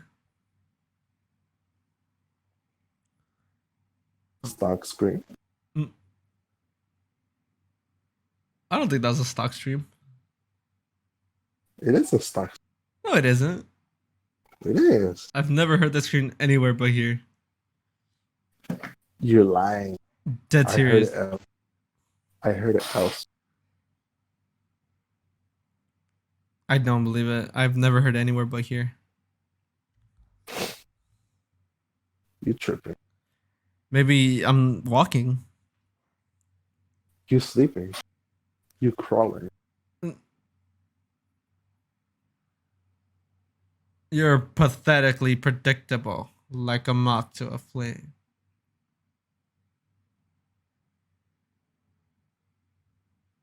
Fun fact. Sam Raimi used actor. What? Yeah. He said Considered a lost. It's considered a lost form of art because now there's just all CG. So these are real people. But I did like the shot. And like the cameras are moving in and zooming. Like all in the burning house. Well, I don't know if they were in front of it, but they make these small stake fight scenes feel big stake.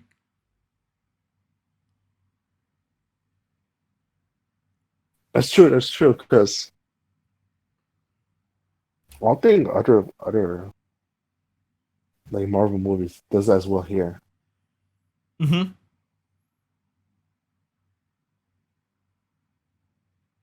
Okay, so this is the scene I was telling you about how they all wear opposite colors. Look at Norman Osborn wearing the red and blue, while Harry's wearing green and red, meaning that he's stuck between Peter and Harry.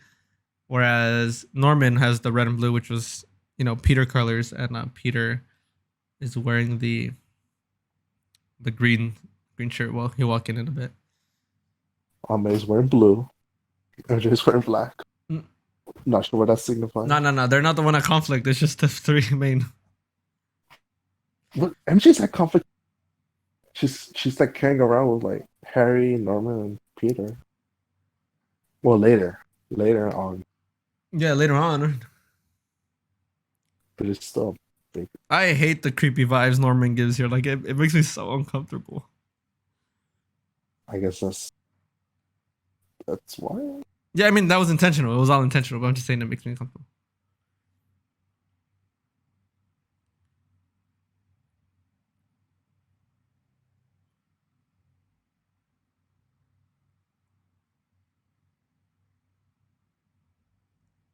I don't know why the scene is so satisfying to me. Like when the drops. when it drops, it doesn't really make a sound. It's just It just bloop.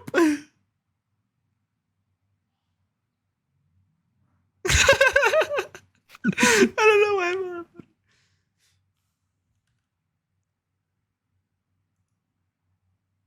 laughing. he looks up. Looks straight. It's Norman His other Osborn. cat.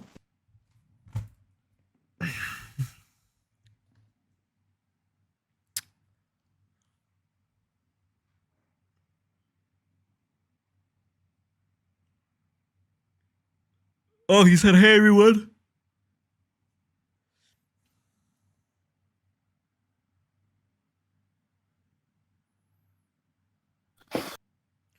Norman Osborn is such a great actor. Not William Dafoe, Norman Osborn. Because he's still pretending to like be okay and everything. Like despite the fact that he just burned an entire building.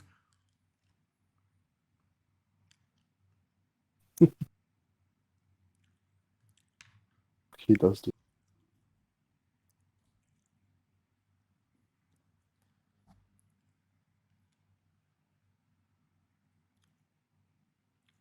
Uh-oh. And both of his worlds collided right at this instant.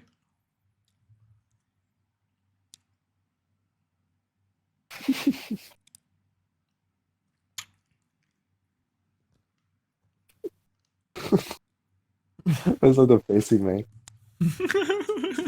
He's like, oh, like that. And it's Oh! like,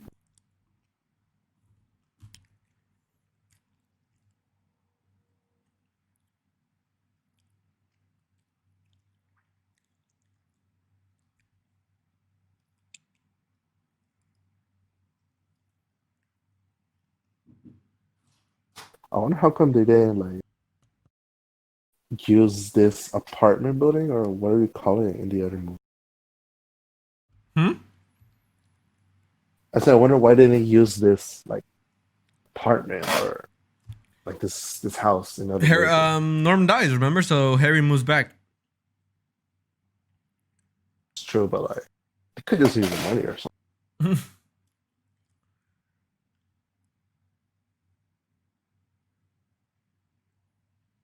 I mean, I'm not complaining. It gave Peter that whole motivation of having to have a job and looking for money and being like us, basically. That's some hard words that Norman just told Harry.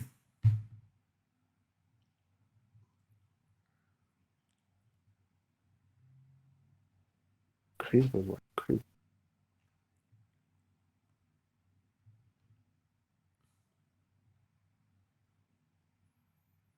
That's why it's PG-13.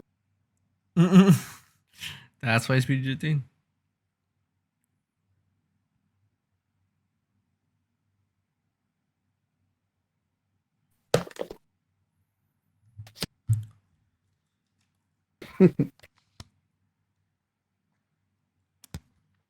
There's have the map there.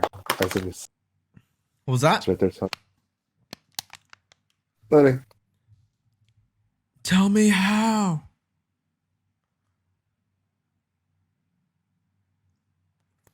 The text not either mine nor mine. Tell me how.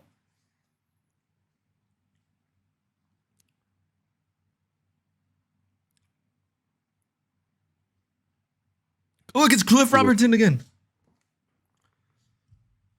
No way. This is your favorite scene, right, Brendan? Finish it. Finish it. When I got older, I hate how this looks so much like a set. There it is. I actually laughed Hmm. when I saw it like again. Last time I saw it. Because he had to blow the whole house. I don't know why he had to do that, dude. Like, he freaking came in through the roof.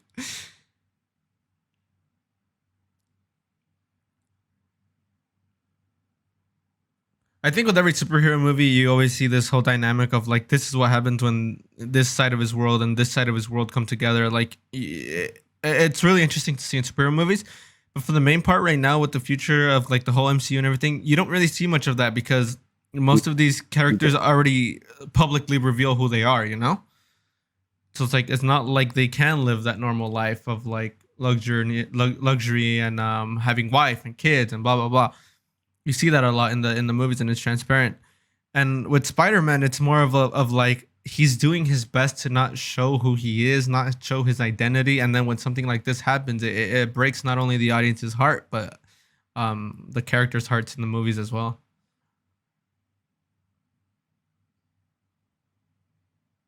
You see that a lot here. I mean, look, because of his identity now being revealed to the Goblin, the people he loves the most is now paying the price for that. Aunt May is now damaged, and guess who's next?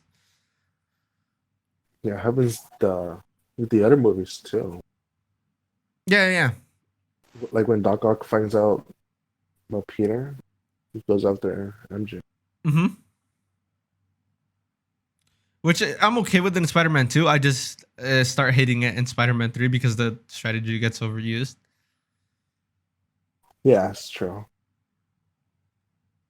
And MJ has to be the one that like that kind of suffer. Yeah. Which is why I like the Amazing Spider-Man movies, because Gwen doesn't really like, she's the biggest important part in Peter's life. But in the Amazing Spider-Man 1, the lizard literally looks at her and just walks away.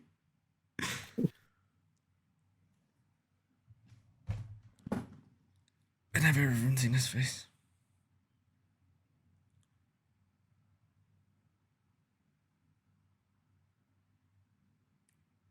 So you know how like Spider-Man's first girlfriend was Gwen, right? Yeah.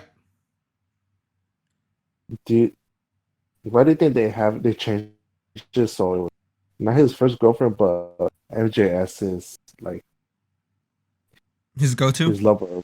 Yeah. So it all comes to a writing perspective. Depends what the story you're trying to tell is. Like, hold up, I like this scene a lot. I just look at the scene.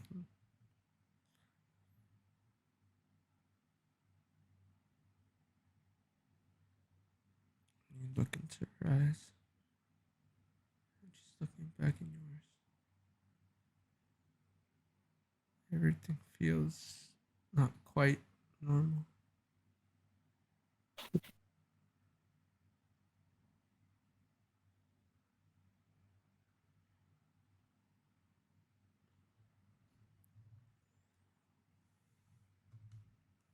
It really hits hard because it's basically him telling his feelings to her so overtly.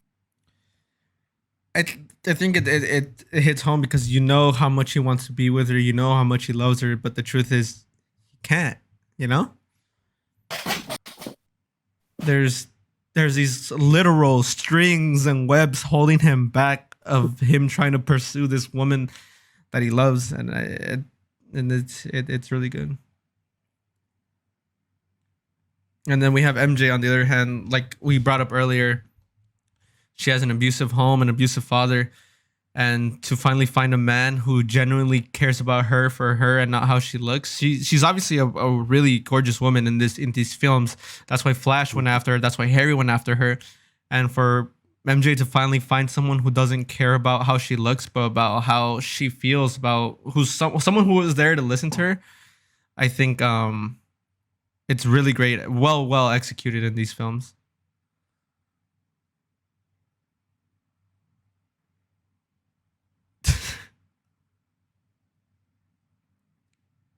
So you want to say about Yeah. So the whole Mary Jane thing. So it depends on what the story you're trying to tell.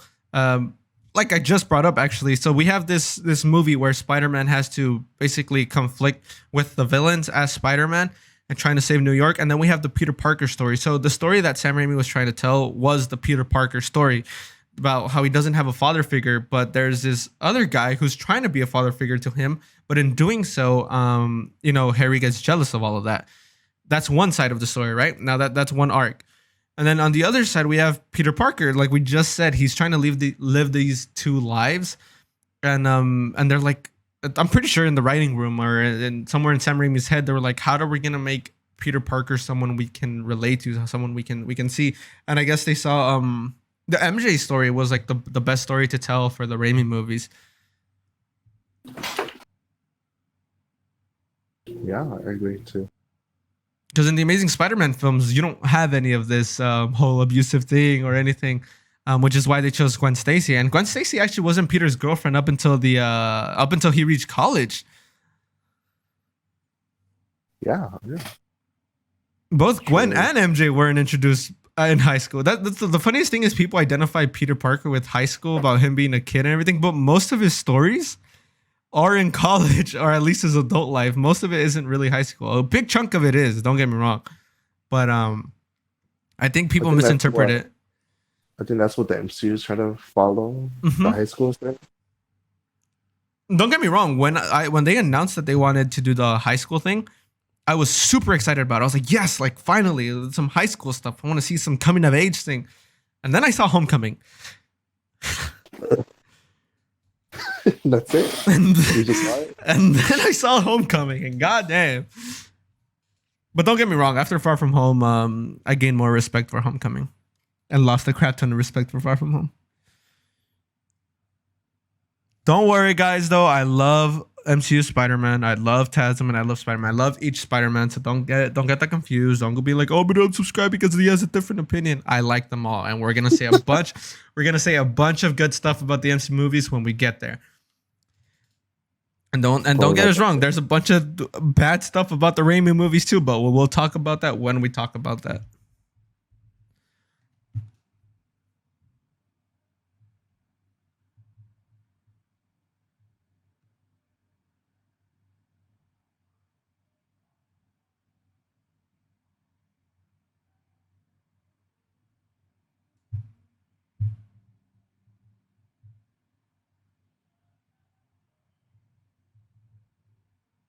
Probably. And that's what clicks him. He's like, holy shit, wait, you're right on May. Everyone else does know. That's how I'm gonna go right now.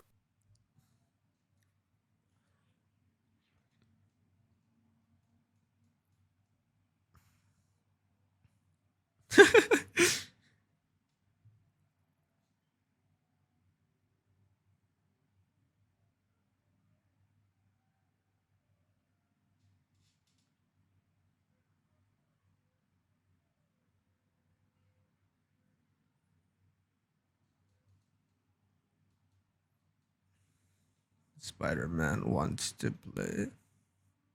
No, come out to play. See? Perfect Chucky. Wanna play? Well, we have a remake of the remake. When Don Mancini gives me the rights to do Child's Play, I'm gonna hire William Dafoe.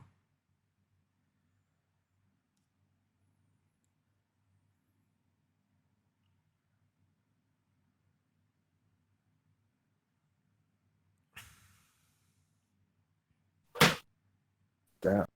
We're already here? Hmm? We're already here. Yeah, the third act. The itsy bitsy spider. I like how everyone's like so surprised to see him. Like, oh my god,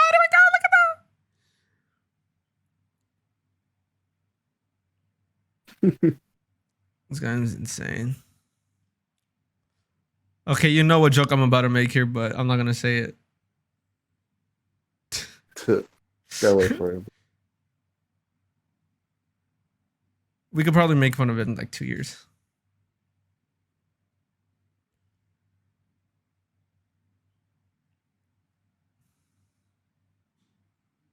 The CGI on that rope. Or wire. Explosions too. Yeah. The explosions look more realistic though.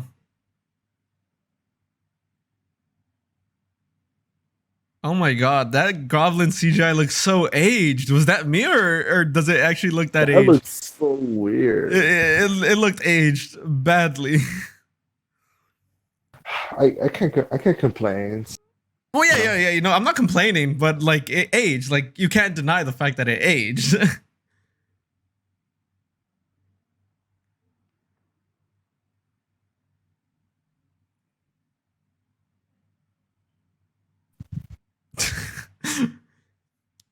I like how he called himself a lunatic. He's like, you never know when some lunatic is gonna come with a sadistic choice. He's really having fun with this role. He's just like a pure evil. Yeah, he's self-aware.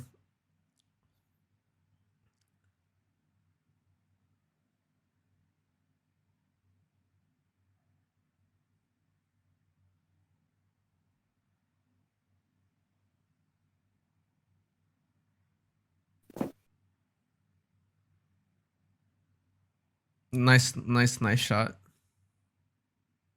That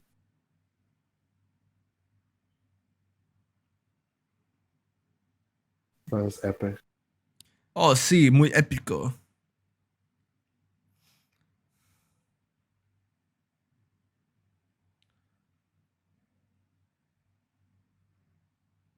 even though like the CG itself might age, I think the web swinging it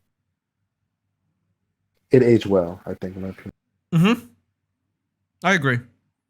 There's certain scenes that like are perfectly fine in today's age, but there are definitely scenes in these movies that just don't age properly.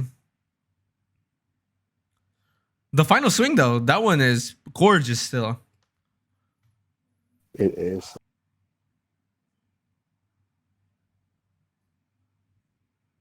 Also, the old guy you saw at the boat, Mm-hmm. one with the micro. He's been in a lot of horror movies. You think he's friends with Sam? Yeah, he actually died recently, like last year. Really? I Yeah, did not know that. I forget his name though. Yeah, he was in horror movie. That's interesting to know. I didn't know that, man.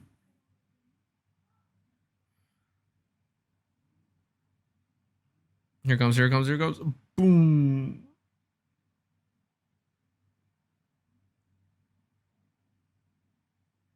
I prefer raised webbing on my suits. I'm sorry, but raised webbing looks way better than like what flatted down. Yeah.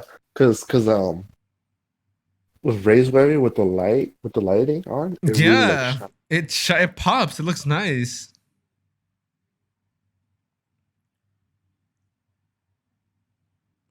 Cause on Spider-Man PS4, you can make like really awesome. You can make really nice pictures with the webbing. So this scene right here, I want to briefly talk about it too. We did earlier mention about 9/11, how it Yeah. did affect this movie and how they wanted to put it in James Cameron's movie. So post 9/11, I think this was obviously this was implemented in the movie because of that, of how New York basically joining together, going against the bad guy in this movie, Uh-huh. and how at the time New York wanted nothing more but than to be united. And I think this was a good taste of that of New York joining together based on what happened a year Yeah, before. remember it was a documentary about this movie, I think. Yeah, yeah. And There's a how lot of documentaries about Spider-Man, Sam Raimi Spider-Man.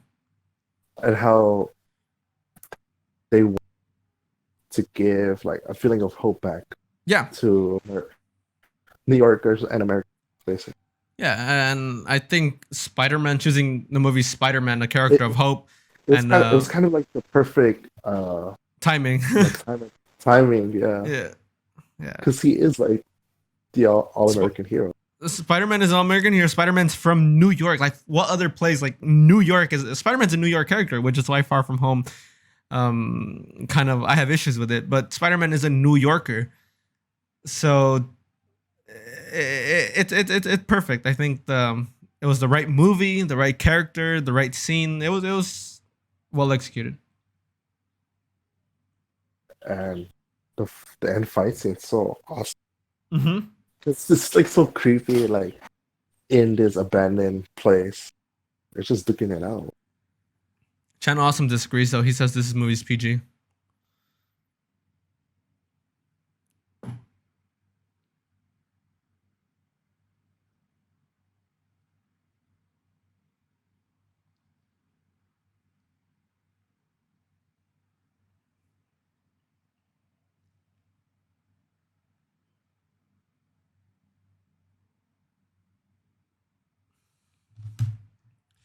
Now that you really pissed me off, I'm gonna finish her.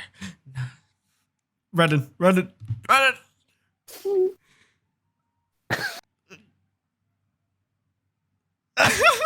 Like, and then MD and I.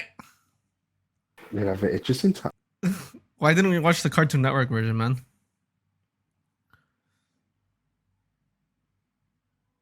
That's why it's PG-13. That's Because he said hell, and hell's a bad place. he really knocked down a whole building on him. Well, not a whole building, a whole wall.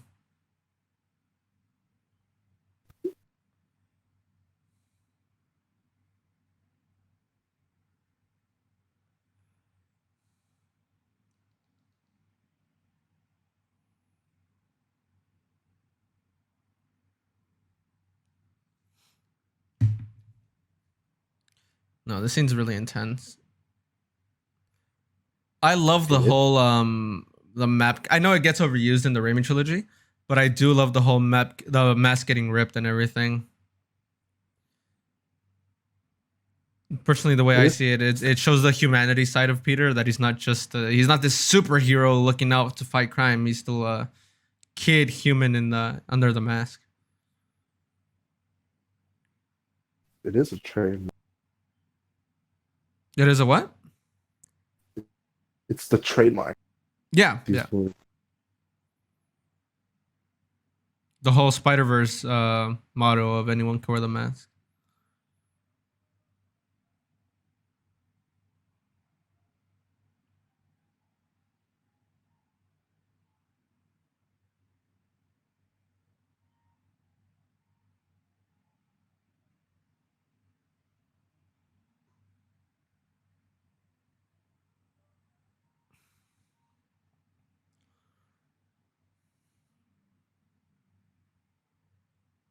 Some manipulating.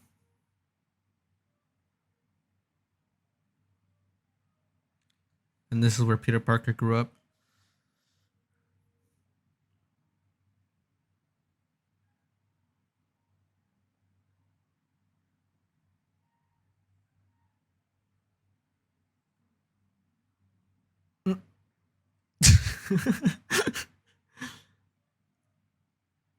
Oh. Ooh, MJ and I. that's why it's PG-13. Fun fact, this was no CG, bro. William Dafoe really got He really got impaled. he really got impaled with a glider. Like, this is all real. He resurrected the week after, but We're seeing his reaction, his blood coming out of his mouth. That's real blood. it's real. That's not acting, guys. They just kept the cameras rolling. Dude.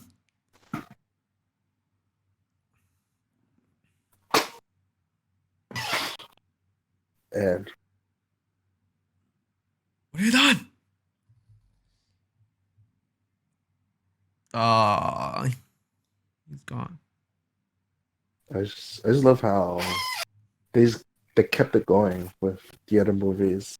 Yeah, Harry seeing Spider-Man put his Harry father should have down. been the only villain in Spider-Man 3. Truthfully, yeah. Well, maybe. Maybe you can have that side villain that like they wanted to team up against. It could be Sandman, um, but or Venom. I mean, it's up to them. But ultimately, the whole franchise was setting up for Harry to become the new Goblin. So they should have focused more on that in Spider-Man 3 rather than trying to make a bunch of other subplots. Which is why Yeah, Spider-Man 3 failed. because Spider-Man 3 is basically about revenge. Mm-hmm. And if they just like took his development from this first one and second one, it would have been really impactful. Yeah, no, you're absolutely right. Spider-Man 3 is all about revenge, and having this whole story arc about Harry trying to get revenge on Peter would have been far more interesting. Like we would have seen two stories happening in one where Peter knows that revenge isn't good, and one where Harry is being revengeful, and we see the consequences of both of their actions. That would have been such an interesting movie to watch.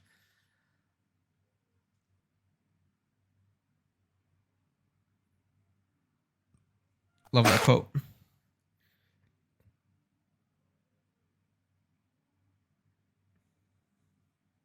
I'm gonna go look for Jefferson Davis's stone. I'll be right back.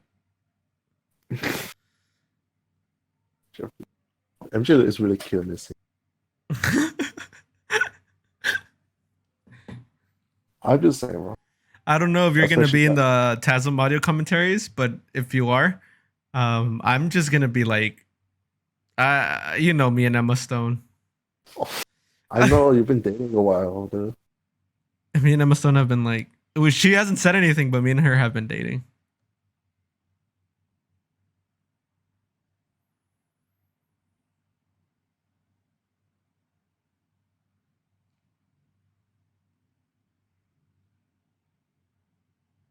Aww.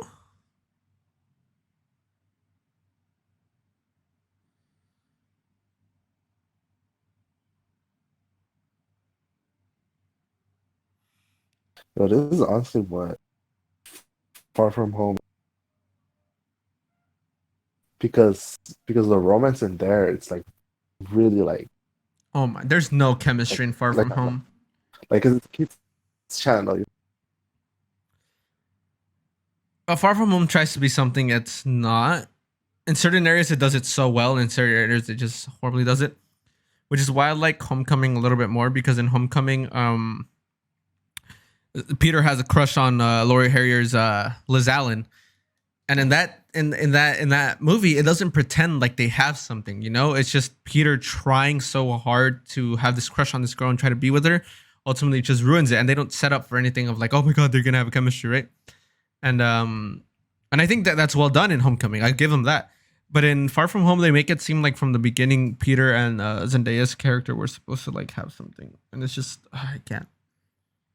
Oh, enough of the comparison. We're watching Spider-Man 2. I mean, Spider-Man 2002.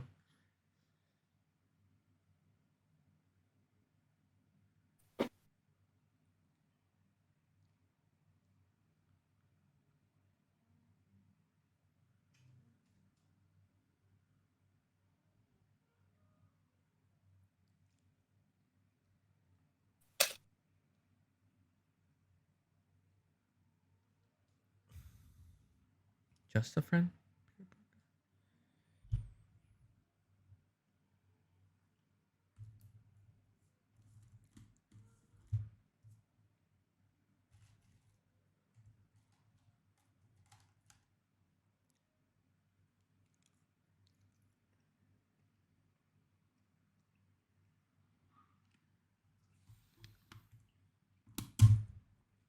This is where she realized that kiss felt familiar. What? Here it comes. She can taste the kiss, but not the voice. That's what I draw a line. This is my gift. My curse.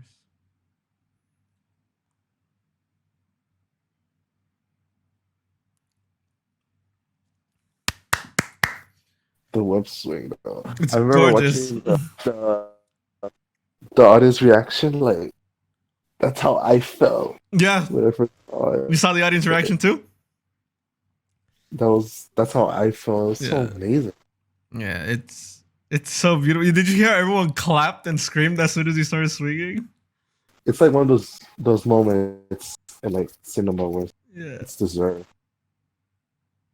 All right. That is Spider-Man 2002. Brandon, what are your thoughts? It's still my personal first Spider-Man movie. Not gonna lie. Of all time? Of all time. Okay. All right. Well, Of all time. mine's still Spider-Man 2 2004 with Sam Raimi and Tobey Maguire. But yeah, no, Spider-Man 2002 still holds up as a great story narratively. Origin movie. A great origin movie. Honestly, like I said, if anyone here, I mean, obviously you guys watched it, if you guys made it this far. But I always will recommend Spider-Man 2002 as the perfect origin movie.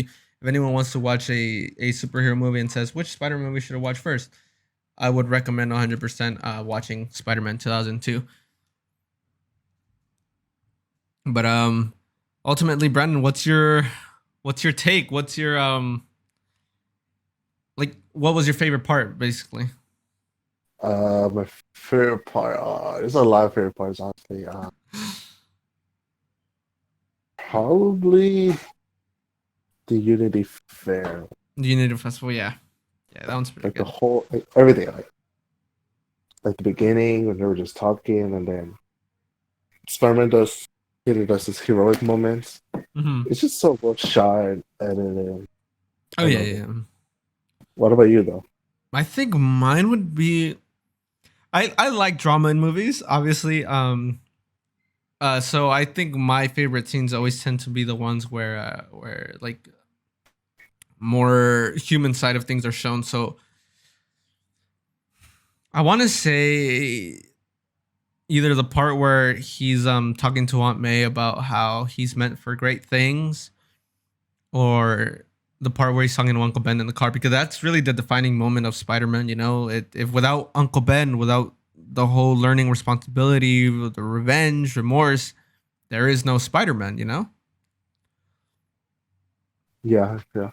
Because like, let's say he let the guy who robbed the bank get away, and the guy who robbed the bank never killed Uncle Ben. There is no lesson there to learn for Peter. You know, that's that. Mhm. So I gotta Definitely, say, as the other movies, as I get older, I think I like the more personal yeah, 100%. cinematography. Yeah, Because like, it really connects with me a lot more. yeah, no, like we talked about during the actual commentary, we were saying how like back in the day, you know, the scenes we want like the most were the parts where Spider-Man was swinging or Spider-Man was gonna fight the bad guy. But as one grows older, you realize, you know, it's different. You see scenes like the Uncle Ben scene, and it speaks to you differently. You know, you're no longer wanting to watch the villain or the hero fight the villain. You want to watch the Yeah, personal, you know, narrative connect with you. And I think that's why Sam Raimi's Spider-Man 2002 is a perfect movie. yeah. This movie really blew up back then. Mm-hmm. Like, like, like the Hulk movie after it tried to like, I don't know, replicate it. X-Men 2 came out after this one. Like, Blade 2 came out after this one. Then we had the MCU. Yeah, Blew up a lot. no, you're right. You're absolutely right. Like I said, no Spider-Man 2002, no MCU. The Sam Raimi Spider-Man had a huge influence on the whole MCU. I remember hearing one of my friends actually saying that the best Spider-Man movie has to be like if it were to exist, right? Obviously, it doesn't exist, but the best Spider-Man movie would be hands down if there was no Spider-Man movie before the MCU. So let's say Spider-Man got introduced in the MCU for the first time ever, then you don't have all of this luggage or baggage correction behind you to carry that you have to like, oh, we have to stay away from that. We have to stay away from this. We have to stay away from that.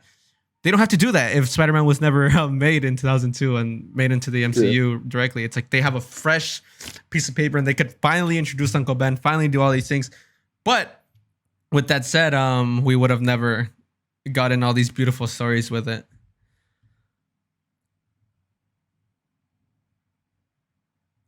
But yeah, man, I mean, I loved it when it came out in 2002. I loved it when I saw it in VHS. I still get excited when I hear the audience scream and yell, and when I listen to those audience reactions of Spider-Man 2002.